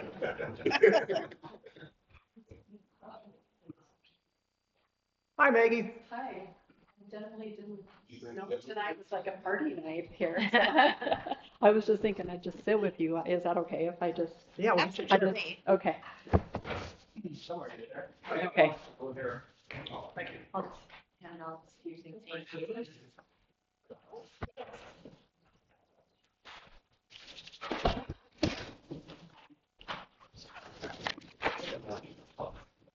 Thank you.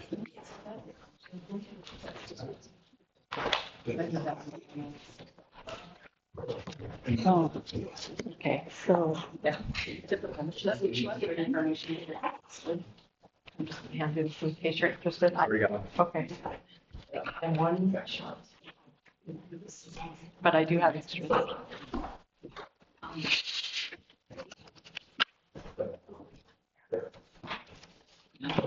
Get me if that's.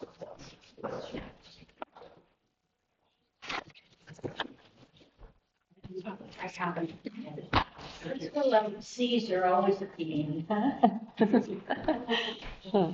Okay, well, thanks for having me. I really wasn't expecting anyone else to be here. Any other board meeting, it's always just like the board and, so I do feel a little nervous actually with these guys behind me. He's just thinking about fishing. Yeah, I'm like, I know, all those years. Drugs and all that, Yeah. drugs, this is way Yeah, okay.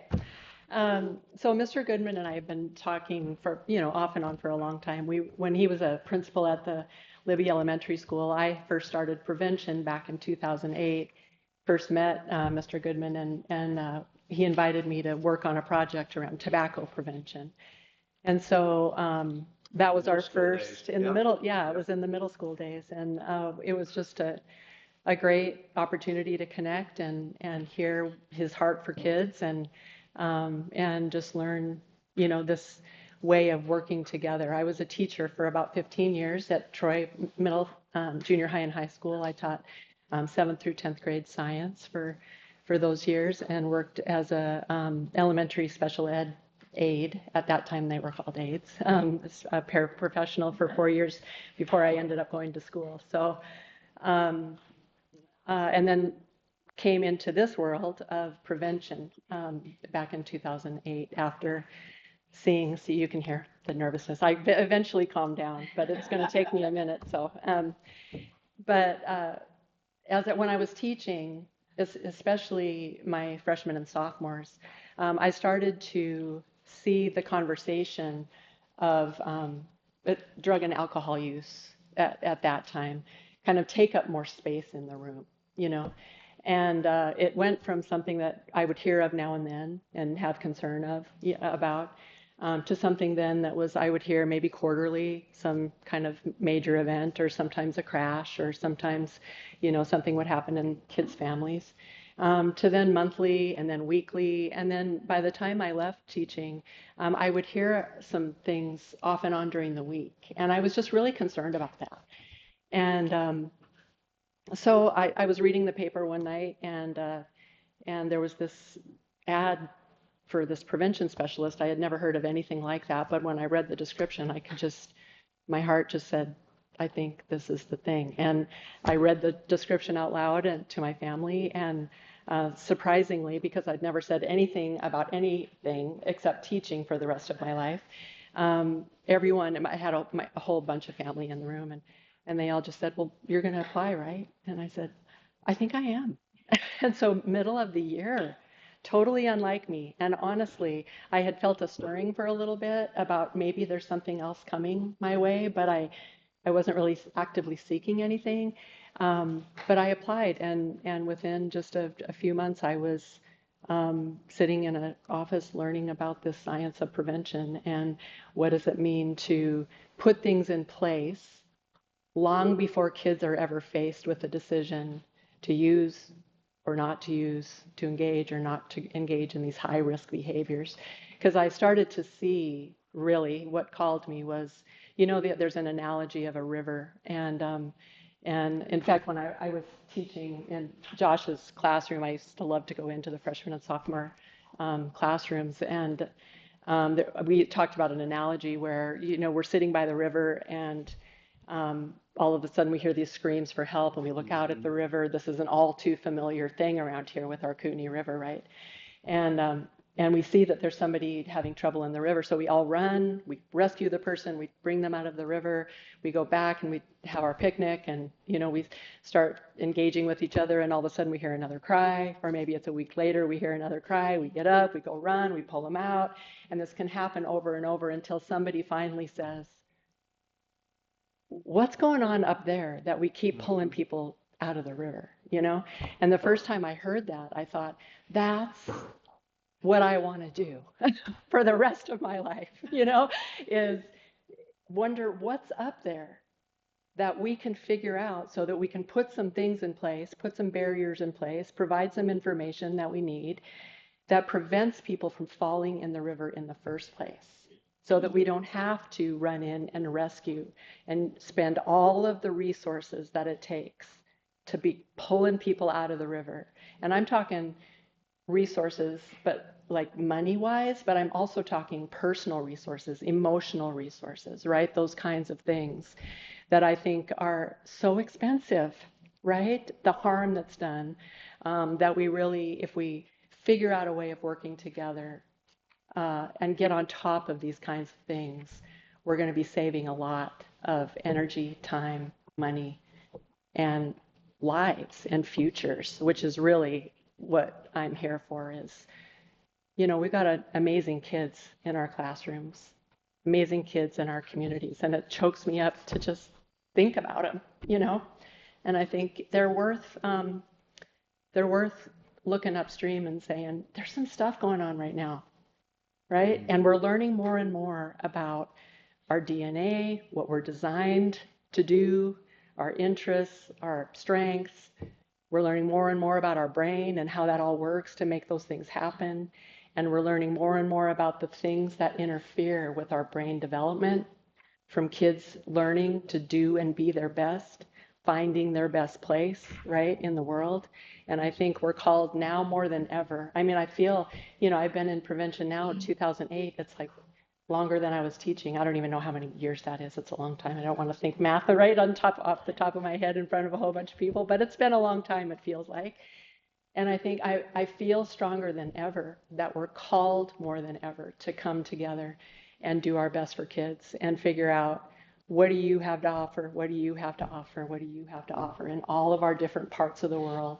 What's that sweet spot, right, where we can each come at it from our own angle, but also find that sweet spot where we can all do our best for kids. Keep those guys at the center of the conversation and say, how do we keep them on track, doing and being their best, and experiencing the best future they possibly can? Because that is going to benefit families, obviously, schools, and where I work in the community, which I think is a win, right, for all of us. So it's a privilege to be here. I thank Mr. Goodman for inviting me to just wonder with you, how can we partner in bringing information that bridges the divide between schools and parents and community?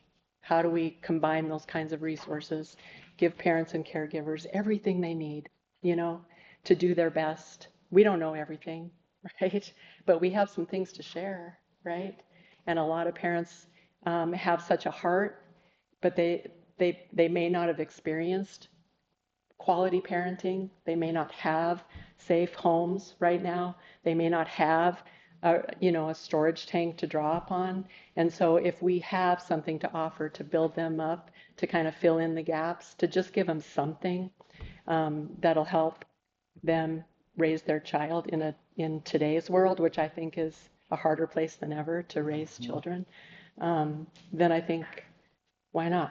Let's do it. So I just wanted to share a few things with you about Lincoln County Unite for Youth and our Spring Up Libby community. We'll talk a little bit about that. And then I just put in the folder some resources that we've shared with teachers and we've shared with anybody that cares about kids, that works with or for kids from the Search Institute. And then I just want to visit with you about your ideas for how do we utilize this amazing thing, the student square or school square or parent square, to get some information out to parents that they would find helpful and hopeful for their kids, and also for for teachers. You know, how do we, and part of that wondering is what would be helpful? Because again, one of the things that Lincoln County Unite for Youth does that I really love about our organization is we don't come into a room with all of the answers. We come into a room believing that positive things exist, and we want to poke around and try to find them. We want to listen to the concerns of our community and also to the hope that you have for our kids and our community. And then we want to say, what do you think? What are your ideas? How can we help come alongside you and make some of these kinds of things happen?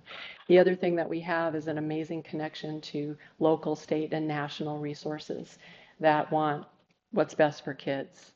Every organization that we work with is science-backed, research-based. We don't offer up anything that isn't backed by really quality research. And so it's been a privilege to be funded through the Partnerships for Success grant. That's allowed us the opportunity to bring some of these resources to our own community. And it can be a little snippet like a newsletter or a daily little, outreach through Parent Square or the magazine that we're just getting going again, and we'll be putting out quarterly that I'll share with you. And then any other ways that you think we can bridge that divide between what people want to know and what resources are out there that can help make lives a little bit easier. So, okay, yes? I have some ideas, oddly enough. Okay, there you go. So I see, and I put in my report, I see these issues of cell phones, fentanyl, of course, behaviors, depression, anxiety, and the vaping. Yeah. And that's my short list. Yeah, yeah. And I look at this and I wonder how could we get, how many people in this room went to Brandon Holzer's presentation on fentanyl? So I would just be curious to know how many parents have been in that situation and know that information. Yeah, I think that's a really good question. I know in Libby, I'll tell you, that place was packed. There were over 300 people at the fentanyl presentation. I think it blew everyone's mind that people were so hungry for that information. Well, they should have charged. Yeah. She was funny. He was funny. He does a great job presenting, and he's also super passionate about it. Brandon is part of the Northwest Drug Task Force, and one of the we really appreciate our partnership with him and the ability to balance that concern with hope for something different, because that's a great example. We've got, fentanyl is the #1 killer of young adults ages 18 to 40, I believe, in our country. And that's one of those things that we would love to go upstream, right? And prevent. We don't have any young people that have experienced overdose in Lincoln County, like so many communities across the country, who think that they're getting an Adderall, or think they're getting a Xanax, or think they're getting an oxycodone or Lortab or something like that. They think they're getting those pills, and instead it's a fake pill that contains fentanyl. And what they think will help them stay up all night and study or relax or calm their nerves, they take, and they end up not waking up the next day. And that's happening all across the country. And that's one of those things that should make all of us say, well, pump the brakes on that. Like, what do we need to do to get information in the hands of parents, to start talking about medicine safety, to get in the classrooms, to talk about the reality of this world that our kids live in, that my oldest daughter's going to be 41 on Saturday. This was not even a conversation. My youngest daughter just turned 21. This was not even a conversation that we had. And she's only been out of high school for 3 years. We talked about medicine safety with Emma, our youngest one, because the opioid crisis had come and medicine safety was very important, and we were advocating for only taking medications as prescribed. Libby Public Schools has opened their doors to Lincoln County Unite for Youth. We've talked with every kid almost every year about medicine safety. It's been a real blessing, actually, to be able to do that. And our rates of young people using prescription medications without a prescription is less than 3%, as compared with much more across the country. And I think that is an example of what can happen when we partner together to open the doors to great information, give kids the tools they need, but also put things in place like medicine drop boxes at the sheriff's office and across, and talk to doctors about safe prescribing practices, you know, those kinds of things. And so now in the face of fentanyl, using Parent Square to say, hey, daily tip, here you go. Here's some information we think you should know, right? And just have every parent, every caregiver, every educator in the district seeing that thing and just kind of filing that information away, you know, and helping kids make better decisions. At what age do you start to present to the children? Yeah. Oh, sorry, BG. You know, Wonderful question. well, it used to be when I first started with prevention, it was really Josh's classroom, Josh and Mrs. Yeah, John, yeah, Cindy. It was, I always called her Cindy, and I was like, oh yeah. I used to go in, that was sophomores, freshmen and sophomores. And then we thought, what are we doing? This is like this isn't far enough upstream, you know? So then anytime we could get into the middle school, but eventually where we want to be is we want to talk with kindergartners about medicine safety. We want to talk about, and actually our dream is to talk with, well, two things. And actually this is an awesome opportunity to advocate for my real dream, which is, so before, if we rewind in prenatal care, we would love pregnant mothers to already be thinking about how do you set up your home so that it's safe and keep your medications up and away. But even before that, the true advocating would be to have child development classes in our schools so that as young people are growing up, that they're already thinking about what does it mean to grow a healthy child, right? What does it mean to take care of my own body? So that the child that I'm growing will be born safe and healthy instead of addicted, right? I have kids that I taught, one in particular that's just coming to my mind, and so now I have goosebumps on my legs. She just got her little one, her third child, taken away from her because she was born addicted to meth. And they went into the home, and the little other two that were in the home tested positive for meth because of the presence of it in their home.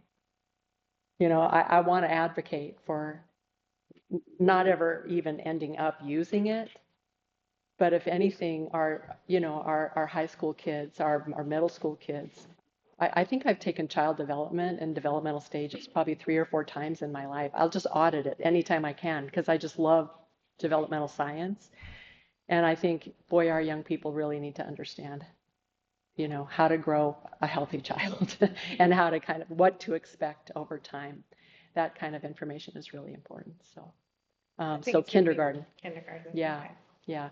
And we would go, well, actually we went to Head Start before. And so we would go there. Those are very simple little lessons, you know, just about, and mostly with parents and caregivers, but kindergartners definitely get it.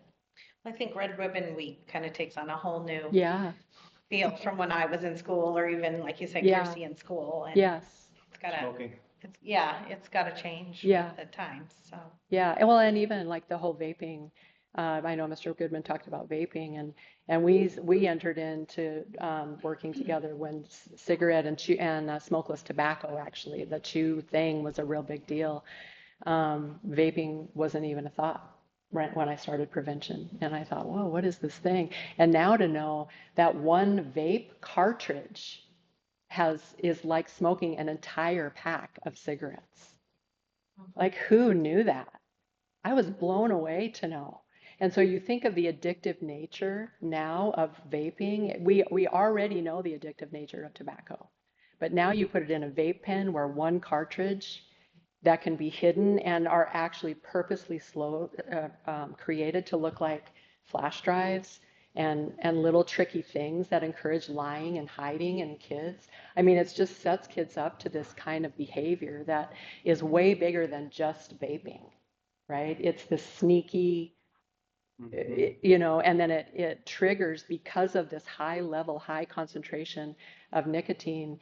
I mean, the dopamine signals are triggered fast, and they want more and more and more of that thing. And that's why kids are vaping, sneaking it in class. They're leaving multiple times during class. They have to go to the bathroom when really they're going to, because they can't wait to get another puff or whatever you do on the vape machine. So it really is different. And I mean, I think about teachers right now, honestly, because I was a teacher, and I would get kind of anxious when kids would ask me to go use the restroom in the middle of, because I'm like, oh, geez, I don't know, you guys shouldn't be in the hall, and all of those kind of feelings. I can't even imagine what it's like right now to be teaching and knowing you have to be aware of so many things that we weren't, even 15 or 16 years ago, at the depression, suicidal ideation, those kinds of things, but just the nature of drug use and how it can be hidden and it can be right in front of you. And I just think that's such a crazy, powerless feeling. So I'm just like, more than ever, I just love teachers. I admire what they do. I just think they're brave, courageous, amazing people. And yeah, so, but vaping, but again, a lot of times parents don't have that information, or they don't understand the strength of it. Marijuana, for example, marijuana use back in the day, a phrase that I've heard now lately is, today's marijuana is not your mama's marijuana. It's not your grandma's marijuana, right? It's not. No. And we have policymakers in our country that grew up when THC levels were 3%, 5%, 6%, right? And now when you talk to the detectives, I mean, the average can be 15 to 30. I know that's a big thing, but average. So it only used to be 3 to 5. Now the average can range between 15 and 30 and be as much as 95% in concentrates. And concentrates can go in a vape pen. That's the concentrates? That's the concentrate. That's the concentrate. Yeah, the dabs. And that's the thing that when we talk with recovery places where kids go to recover, and you think, boy, recovery means alcohol use or prescription medication, right? Or maybe they really are having a hard time and they ended up with using opioids because they broke their leg in football or something, and they got. But now it is marijuana. It's THC. That's the number one reason that young people are going into recovery, and many because of a psychotic break induced by high levels, high concentrations of THC. And those kids will never be the same. That's that kind of psychotic break. It changes them forever. Their brain will not ever be the same. And when you talk with those doctors, it's just heartbreaking to them.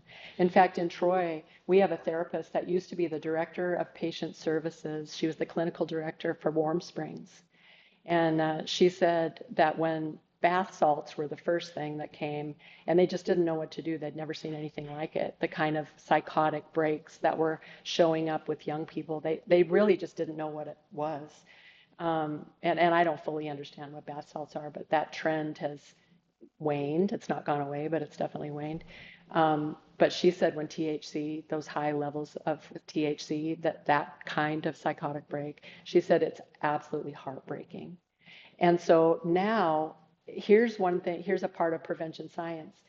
As perception of risk goes down, likelihood of use goes up. That makes sense, right? If you don't think it's going to harm you, then why not, right? And when adults in the world are saying, we vote yes, it's a plant, we believe that it's okay, and it doesn't, as an adult in the room, anybody can believe whatever you want, and if you want to use marijuana products as an adult, that's up to you. But for young people and the developing brain, it's an absolute no. Today's marijuana THC levels and the young developing brain, it is an absolute, they should never smoke marijuana. And we've got many kids smoking marijuana. Actually, 82%, this is good news, 82% of Lincoln County kids say they have not used marijuana in the last 30 days. That's a lot. That is way more are not using than in other parts of the state, but that number is lower than it was just a couple years ago, right? So there's more kids using, even if it's less than other parts of the state or nation, right? But what's happening, right? We're having these conversations in the adult world. It's readily available in so many households, right? It's seen as medicine in so many households that automatically triggers young brains to say, well, but it's medicine, right? But it's on the coffee table, but it's easily accessible, right? They watch and they learn and they form those ideas based on what they see and experience around them. So it's more important than ever that we get the facts straight.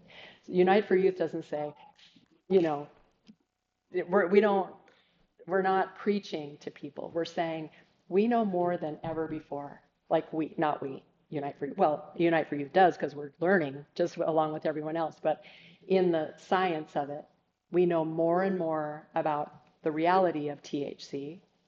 We know more and more about its impact on the developing brain. Brain science has been amazing for prevention because we used to think, I don't know why, it just doesn't feel right. I don't think kids should do it. But now we know because of brain science, they really shouldn't. This is a pretty big deal.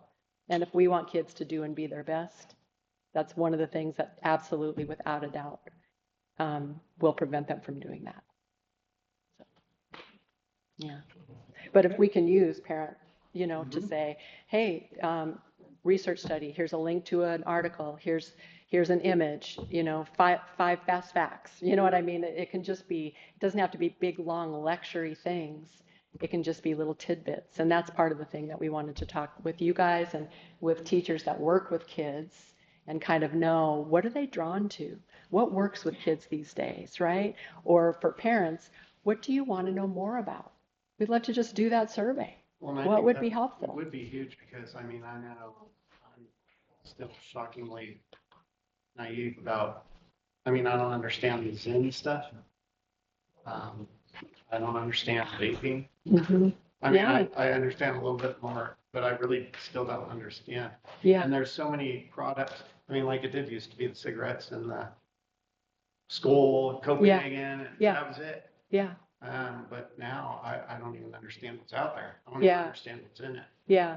And I think that's part of the thing that we feel is so important. Like we have two partners that we work with in the state. One is called Alliance for Youth out of Great Falls. They've got a subgroup that works just with what's trending right now. And we think we don't need to create what's trending. We just need to partner with somebody that's their passion. And all we would do when that lands in mine, I get it to Ron gets it out to everybody. And just heads up, here's some things that you need to be aware of in the parent world, in the educator world, in the board world, right? In the business world, in the communities world, right? We all should know more about those things. And if it can go out through that channel, that's a win for everybody in my mind, Yeah, but we all have so much to learn because we didn't grow up with these kinds of things. And now kids are not only, I mean, it's so easily accessible, but because of the algorithms designed in the internet, that information is channeled to them. It's a purposeful, designed algorithm. Girls get very specific things that have to do with body image and makeup and how you look and try this and try that, right? They all get drugs and alcohol. And then boys use it differently. They're more into the gaming thing. That's where their mind, they're drawn to the gaming and competitive nature. But that is where, motivation wanes. And then lack of engagement in school activities, which I think any teacher could attest to. That's been a concern that I've heard for a lot of years, is slowly but surely engagement in school activities is declining as a result of more engagement on the computer and in gaming and other kinds of things that are easily accessible. Maggie, can you touch? I've started reading The Anxious Generation. Yeah. And I just think that is a huge. What's that? The ancient generation? Anxious. Anxious. Yeah. That might be me, the ancient generation. Yeah. Boy. I started reading that book. That is very concerning, and I think parents need to know about this as well, Yeah. and teachers. Yeah. So this is, I really do encourage you, Unite for Youth, this came up, actually, I think Nick just left, but so you probably are like, oh, let me tell you about Anxious Generation, because your mom, I know. So I think I hadn't even heard of it. We have a partnership, thanks to the help of the Lore Foundation. We have about 3 years of access to something called Screenagers. And this information that's in your packet, Mr. Goodman is going to email this to you. And as you look at it on the email, there's a lot of hyperlinks that'll show up as blue, on thing, I encourage you to click on those because they'll all lead you to other things that we're talking about right now. One of them is Screenagers, and there's 3 documentaries. I think I might have given you back end access that you could just show to the board at any time. You can spend a work meeting just watching any of these. They're about 50 minutes long. But number 2 and 3 are interesting based on what we're talking about right now. Number 2 is called Under the Influence, and it's how the internet and the phone and just increase to social media opens the door to higher levels of access to drugs and alcohol. Very concerning, especially now with the fentanyl crisis. If kids are seeking drugs, they don't know who's on the other end answering it, right? And so it could lead them into a very dangerous situation with drugs or alcohol, human trafficking, all those kinds of things. But the third one is called The Next Chapter, and it deals with the connection, especially with teens and tween girls, the link to depression, anxiety, and suicidal ideation. It does an amazing job of describing it and then also engaging parents, teachers, mental health professionals in this just awesome conversation about what do we do knowing what we know now? And then what are some safeguards we can put in place? So that was kind of my introduction. We got this 3-year thing thanks to Laura. And one of the things we'd love to share is on the back end, there's a resource tab, and it's just loaded with information that would be so easy to just click, get it out to parents, click, get it out to parents, just something every day. They have something on YouTube called Tech Talk Tuesdays, which I think is awesome. Like, what if we just said Tech Talk Tuesday? Why can't we have that in Lincoln County? And every Tuesday, we just link that to parents and educators, something about technology. Sometimes it could be really positive, right? And other things are just things we should all be aware of about technology's impact on young people and learning. And so then I had a conversation with Mr. May, Jim May, who had been talking to Miss Raywards, and she just read this Anxious Generation. And he's like, I think Diane's pretty pumped up about this. You probably want to read it, Well, I have high regard for Miss Rayward. So I was like, okay, I went right home and I downloaded it on my audiobook. And then I had a long week where I was in my car a lot. So I pumped it up on 1.7 so it talks really fast. But I when I'm reading for information, that's kind of like how I like to take it in. And so by the end of the week, I had finished it. And I thought, this is a big deal. Yeah, it's a really big deal. And so we ended up at our last Unite for Youth meeting, we were talking about it, talking about some of the highlights of the book. And our team voted unanimously, let's buy 25 copies. Let's buy the study guide, give people a head start, let them get in and see if it's something they're interested in. And if for nothing else, you read it and now you have the information, or the next level, we're going to put an invitation out and say, hey, if you want to meet at Unite for Youth, and just talk about chapters 1 through 5, talk about ways that we can work together to bring this information to the hands of parents and, those kinds of conversations. So we bought the book and the study guide. And one of the groups that we really wanted to get it, the hands into is you guys.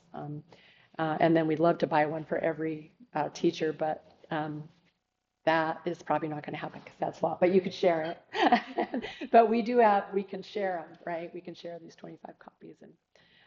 But Anxious Generation talks about the impact that really aligns because of that developing brain. It goes back again to the developing brain and the design for the dopamine connection, right? So dopamine is that feel-good chemical that's designed to help us want to do or get more of the things that are good for us, right?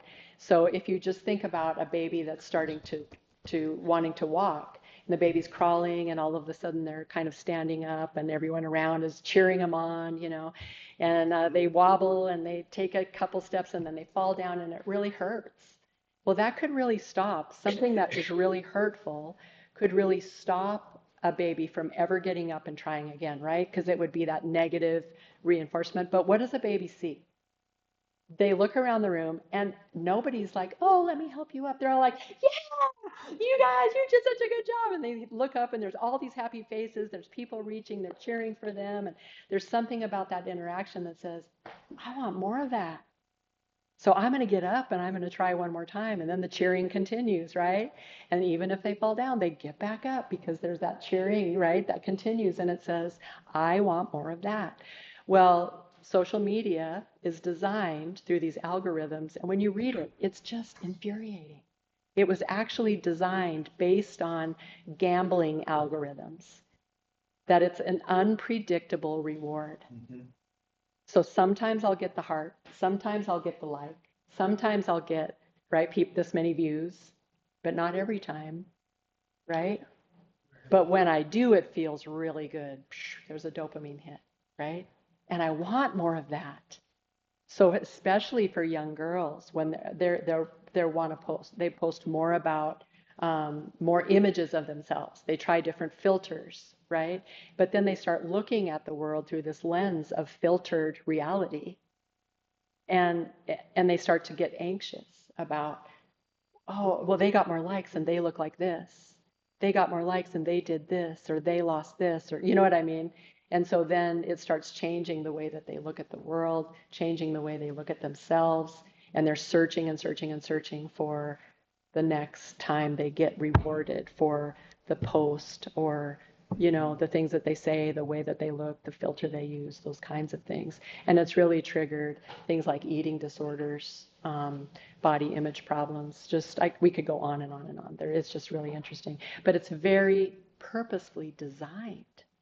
So we didn't know that before, but now we do. So now we have a responsibility as leaders, as teachers, as parents, right? To say, maybe we should pump the brakes on that a little bit. Maybe we should put some safeguards in place or boundaries around when do our children get access to phones? What kind of controls do we need to put around what kind of things they see or use, right? And what do we need to encourage more of? One of the things that I found really, really interesting in that book is for young boys, less healthy risk-taking in general. And this goes to less school engagement, right? They're not going out for the sport. They're not engaging in the after-school activity. They're going home and getting on the computer, pulling out the tablet. Really as young as, I mean, little tykes. We have in my church, we have this amazing, beautiful family, a little 3-year-old that absolutely has a meltdown every time before church when mom puts that thing in the backpack. And he can't have it during church. And he just has a meltdown. But it's bigger than I can't have what I want. It's just like the thought of disconnecting from that tablet for him is just like more than he can bear. You know, it's just a really interesting thing, you know, but that's happening a lot. But kids kids in general, but young boys especially, are taking fewer risks. So one of the things I thought was so interesting was some of the data that they're collecting. Less broken fingers, legs, arms in little boys ages 8 to 11. What does that say? It's just that scary. I just think, what? They're climbing less trees, right? They're not going. I was talking to Zach Sherbo, Terrence's husband, and he said he was so excited. He had his daughter, who wasn't, there's some parameters that they put in place around the social media, and so she's been wanting to go outside more, you know. And just recently, they've been going for bike rides, and she started riding with no hands. And I was like, that reminds me of this book, you know, we need more kids riding their bikes with no hands, you know. But there's kids there. That's just an example of, again, less kids riding with no hands, less kids riding their bikes, period, right? Less kids climbing trees, less kids going so high on the swing that they're bumping, and that, you know what I mean? Those kinds of things that, you know, we need more of that. And that's one of the things that I love about this book is towards the end, the whole last section is, so what do we do about it, right? We don't just want a book that says, oh, here's all these things, like, you know, you just get to the end of it. I was like halfway through, I had to stop it sometimes because it made me feel anxious, knowing this purposeful thing that got out of control. And now our kids are hurting as a result of it. You know, I mean, that's maddening. It really is. And I think, and then these guys back here are the ones, in addition to parents, these guys are really seeing it in the classroom, because you ask a kid to put their phone away and it increases anxiety, right? For a while. But if we say, actually, this is a phone-free zone, we're not having cell phones at school, it's like, okay, then kids know this is the place where I don't even have to think about it or worry about it. Increase in anxiety slightly, and then a decrease and a calming, higher levels of attention, less levels of distraction, higher levels of engagement, right? And more ability to stay on task, to work in teams, all of those things that the learning environment is all about. All you got to do is put a phone on a table. It doesn't even have to be on. Put a phone on a table, stick it on the table as a kid is trying to do a homework assignment, and it's so anxiety producing that they cannot even think straight. Many kids cannot even think straight, cannot maintain attention. They're so drawn to finding out what are the notifications that I'm missing out on. I'm just looking forward to having that 3-year-old, except it's not a 30-year-old, having that hissy fit. Yeah. At school, because you take that away from them. Yeah. Bad stuff happens. That's right. Yeah. But if we say, you know what, we're going to, and some of the things they advocate for is delaying any social media. And I mean, the minimum they say is delay it until 8th grade. Because our brains, they're just not, young brains are not capable of, they just can't handle it. It's just, that's the truth. That's not just me saying, I hate cell phones, you know. It's like, now we know. We didn't a couple of years ago. Now we know. So now it's our responsibility to do something about it. So Maggie, you mentioned, I mean, I think in terms of knowing this stuff and knowing what's going on, and I think I don't think anybody in this room is going to argue with you as far as saying this is a problem. Yeah. Then I think that, number one, that knowledge base, and then number two is, what does this look like for policies? Yeah. District, as far as what are we doing with cell phones? Yeah. What are we doing? I'm just curious to know how many teachers in this room would be happy if there wasn't any cell phones in their classroom. Yeah, I would. Including theirs. Yeah, I would say, I would be. Yeah, this is. Yeah. I would still in our discipline, I bet you 70% of our discipline in middle school, high school, is probably deal with. Yes, Yeah, conflicts and everything else. Yeah. That's why 3 states, the minimum, there's before coming, bans cell phones K-12. Yes. The districts. Yes. You know, they're going to be saying, we're banning, figure out how to enforce it, but. Yeah. That's happening? It is happening. Yeah. There's many states. And this, the book has a whole, the book has a whole section on recommendations. Yeah, and that's one of them. To have it, this is our policy at our school. We don't have cell phones.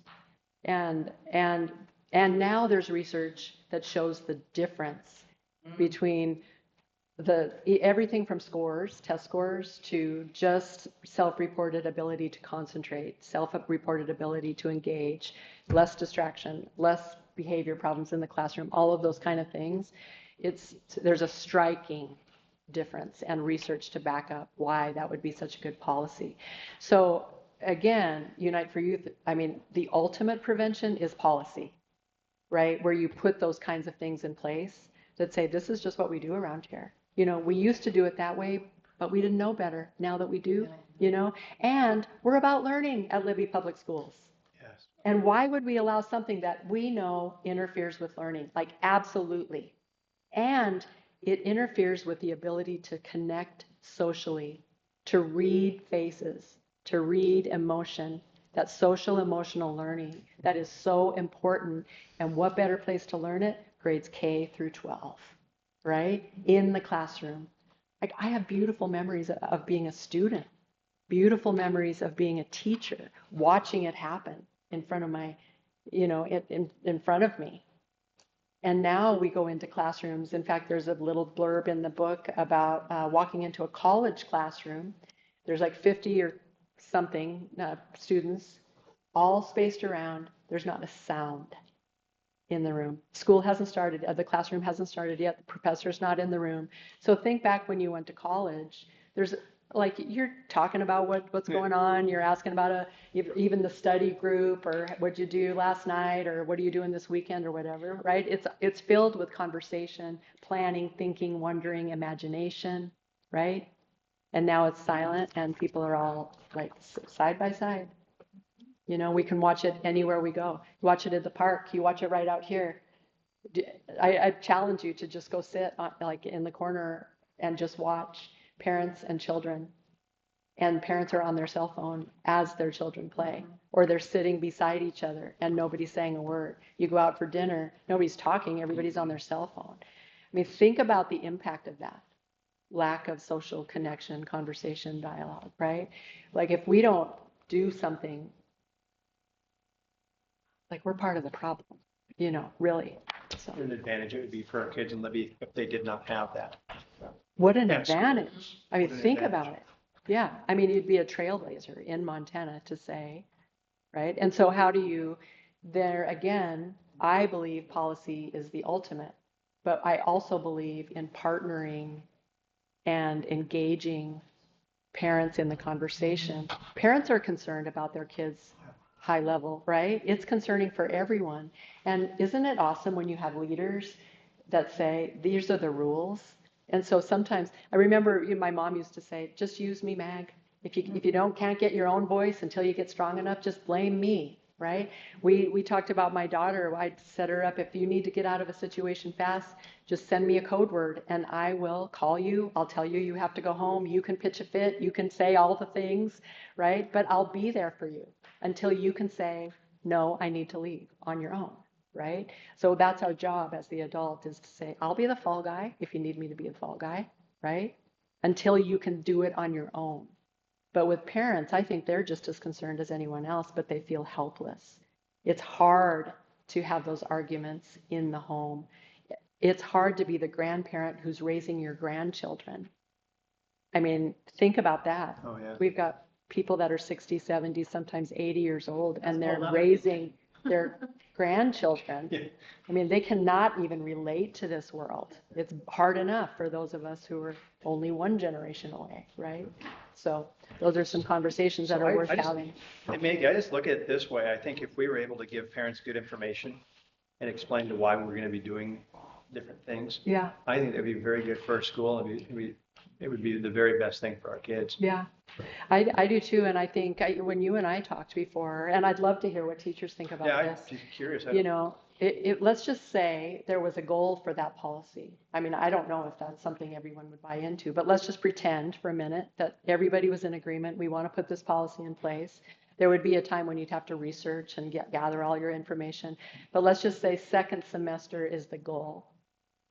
Then all fall, right? All early, you got 18 weeks to grow information, to put something out a couple times a week. Hey, read this article, fun fact. Hey, here's Tech Talk Friday, Tuesday. More and more people are engaging in these quality conversations. Maybe you have an open house. Hey, we'd love to hear your thoughts. Come and let's hear from you. How do we work together? How do we partner? How do we do our best for kids? Put some things in place that are going to help them learn and do their best. You know, I think time, encouragement, information, invitation to have the conversation, providing books, making them available at the library, book studies, you know. But I think just those snippets, especially videos, you know, that's what the anxious generation also in this packet. So there's a link. I went ahead and hyperlinked somewhere in here, the Screenagers movies and the Anxious Generation. So you can click on that. It'll take you to their webpage, which also has resource tab, tons of information. All you do is click on it. Mr. Goodman can just click on the link, share it out with students. Hey, Tech Talk Tuesday, we're going to pump this information out and can't wait to hear what you think about it. I would be curious to know what the teachers are thinking on this. Yeah. Like I told you this morning, at the middle school, I was gonna start first quarter, we're gonna start second quarter through fourth quarter. So first quarter, we don't know, second quarter is away from the day. So the phone will be put away in a locker, and it's 16, it's gonna take it 16 in the pocket. Yeah. So they can't, you go to middle school lunch right now, or recess. Yeah. Get their own phones. Yeah, right. Yeah, and it's a convenient thing for Yeah. kids to sit there and not do anything. Yeah. Or it's gonna be new. Yeah. Yeah. But if you guys are doing it, why not the whole district? I mean, because it's definitely not good for the little ones, makes life easier for elementary teachers. Could it be a K-12 Libby Public Schools wants to do what's best for kids? Eventually. Say, Lisa, did you have a comment? In our elementary, we have more kids that have watches.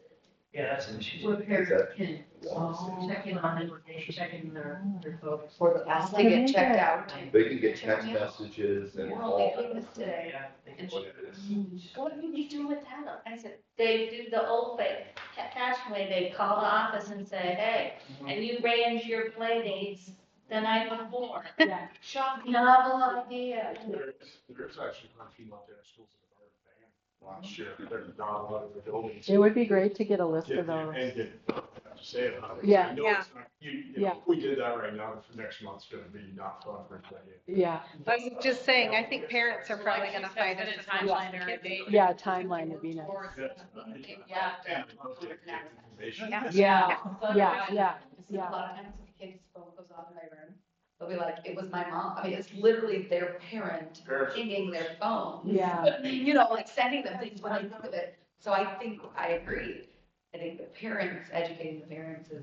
It's a key component, I believe, that they need to know. Yeah. They need to have that information to understand that this is not just a convenience thing or And what's, you this can send an is harming emergency to message to kids. them. Yeah. It's just the old fashioned. Call the office. It's Right. not just text them, you know. Miss Mary, did you have something? In the spring. There is, I believe it's Livingston is one of them. I think so. And if you look at LA School District, they're looking at doing that in starting in January, but there's also these mechanisms where they can lock them. Yeah. So- Yes, I heard that. With the Yes. Lockdown, and lockdown. Passwords, so they can Yeah. So, The biggest problem with our phone policies in our schools is we as teachers are to ask the kids. That's what I say, our teacher's gonna be able to. And especially- usually, I mean, we don't sit in front of class. No, but a lot of teachers use it. Hey, get on your phone and research this. Calls all the time. but the other problem we have too, but our emergency system is through our phones, Yes. you know. They have those just great teachers. Yeah, that's Yeah. it, but, Yeah. so there's a lot of, we would, like I Have to said, we change have to that. go through a lot of This is it. legalities and Yeah. teaching and instructing the parents why, because like, well, if they're done in school, I want to be able to talk to my child. Right. You know, that's one of the big arguments. Exactly what walking phone ringing. Exactly. I know, yeah. They actually talk about that particular thing. Did you read that section where, that is one of the things I want to, if, in case there's a scary situation. But they're like, that's the last play time we want you to be talking with your child. We want to be able to reach you with information about how to, you know, that kind of thing. So I think that whole issue of, my thought would be is if we had some of these educational events for parents this fall, to start, you have the back to school blast. Yeah. And I think this would be a really, really, really productive time to get this information in parents. To start that way. Yeah. And because I think we need to have more conversation about this, but I don't feel anybody in this room is thinking that getting rid of or substantially reducing amount of cell phone time that they have, concerns over fentanyl, of course, The behaviors. vaping's huge. Vaping's a massive issue. And so, and prevention, Yeah. ounce of prevention. Yeah, just getting in that mindset. What do we do to prevent harm in the first place? And this is a big deal, too, that you're going to hear more about from Unite for Youth. And it's called the Hope Framework. And these are the 4 building blocks of hope. And the partner that I work with, her name's Val Shaver. We just went through training through Tufts Medicine to become hope facilitators. Sounds kind of neat, right? I think that's the other thing I wanted to do in my life is be a hope facilitator. True statement. And I didn't even know it, but I really believe in the simple things we can do that lead to healthy outcomes from positive experiences. So one of the things Unite for Youth talks about is growing the good. One, we have to believe it exists. We have to be purposeful about finding it. If things want to grow, they need to have a light, right? A light shining on them. And then they grow. And if you think about this, when we grow something good, it takes up more space. And so if we grow healthy behaviors, if we grow healthy coping skills, if we grow positive relationships, right? If we grow those things, they take up more space in our lives and there's less room for the big things that we're so concerned about, right? That doesn't mean that we're going to get rid of all of those things, but it's way easier to say, let's grow something good than it is to say, hey, join me, let's just beat down all the bad things. I can tell you after being in prevention, when we use the scare tactics and we use the let's beat down and all the bad things, people get exhausted. Like they would see me coming and turn their grocery cart the other direction. Like, she's got to say those things again, or I can't, I believe in what she's doing, but it's so exhausting, right? But when we started talking about hope and growing the good things and talking about the research around very simple things that we can do, like having conversations with kids about their feelings, promoting community traditions, promoting engagement about the things we love the best about our community. Troy's 4th of July, we just had it. It was like, that's when you grew up in Troy, Montana, it's like one of your very favorite things. It's a beautiful community tradition steeped in family memories, right? It's just the best. And the more of those traditions we can promote and even create. So that's one of those things too, is like, what's missing? What did we used to have? Maybe it went away, like Lager Days or Nordic Fest or some of these things that were long-standing traditions. Now it's like a vortex. What happens in that space? We have to fill it with something. We don't have a choice but to figure out what to fill it. Otherwise, it's just this space. And so there's 7 positive childhood experiences that I would love to get onto the parent connection, just to say, here's some things to think about, and here's some conversations, have them at dinner time. Here's a recipe, spend some time cooking it with your child this weekend, those kind of things. Anyway, so more to come on this, but we can do a Hope 101. So that is one of the things that I thought, we could do a Hope 101. It's a short little, it can be 20 minutes or it can be 2 hours presentation, but really to lay a foundation for what are those 4 building blocks and how do we do more of those things in our communities. So would you be willing to meet with a group of us, make some plans? Yeah, absolutely. Yes. Okay. All right. Well, I think at this time we're going to go ahead and adjourn the meeting, but feel free to chat with Maggie after or ask her any questions that you have. So I so move. Second. I have a motion by BG, a second by Sam to adjourn the meeting. All those in favor? All those opposed? Meeting adjourned. Thank you. Thank you for having me. Yes, Thanks thank for you. inviting me. Appreciate Yeah, Appreciate yeah, it. thank you. Be sure and watch your email. I emailed you with these documents and just said you might want to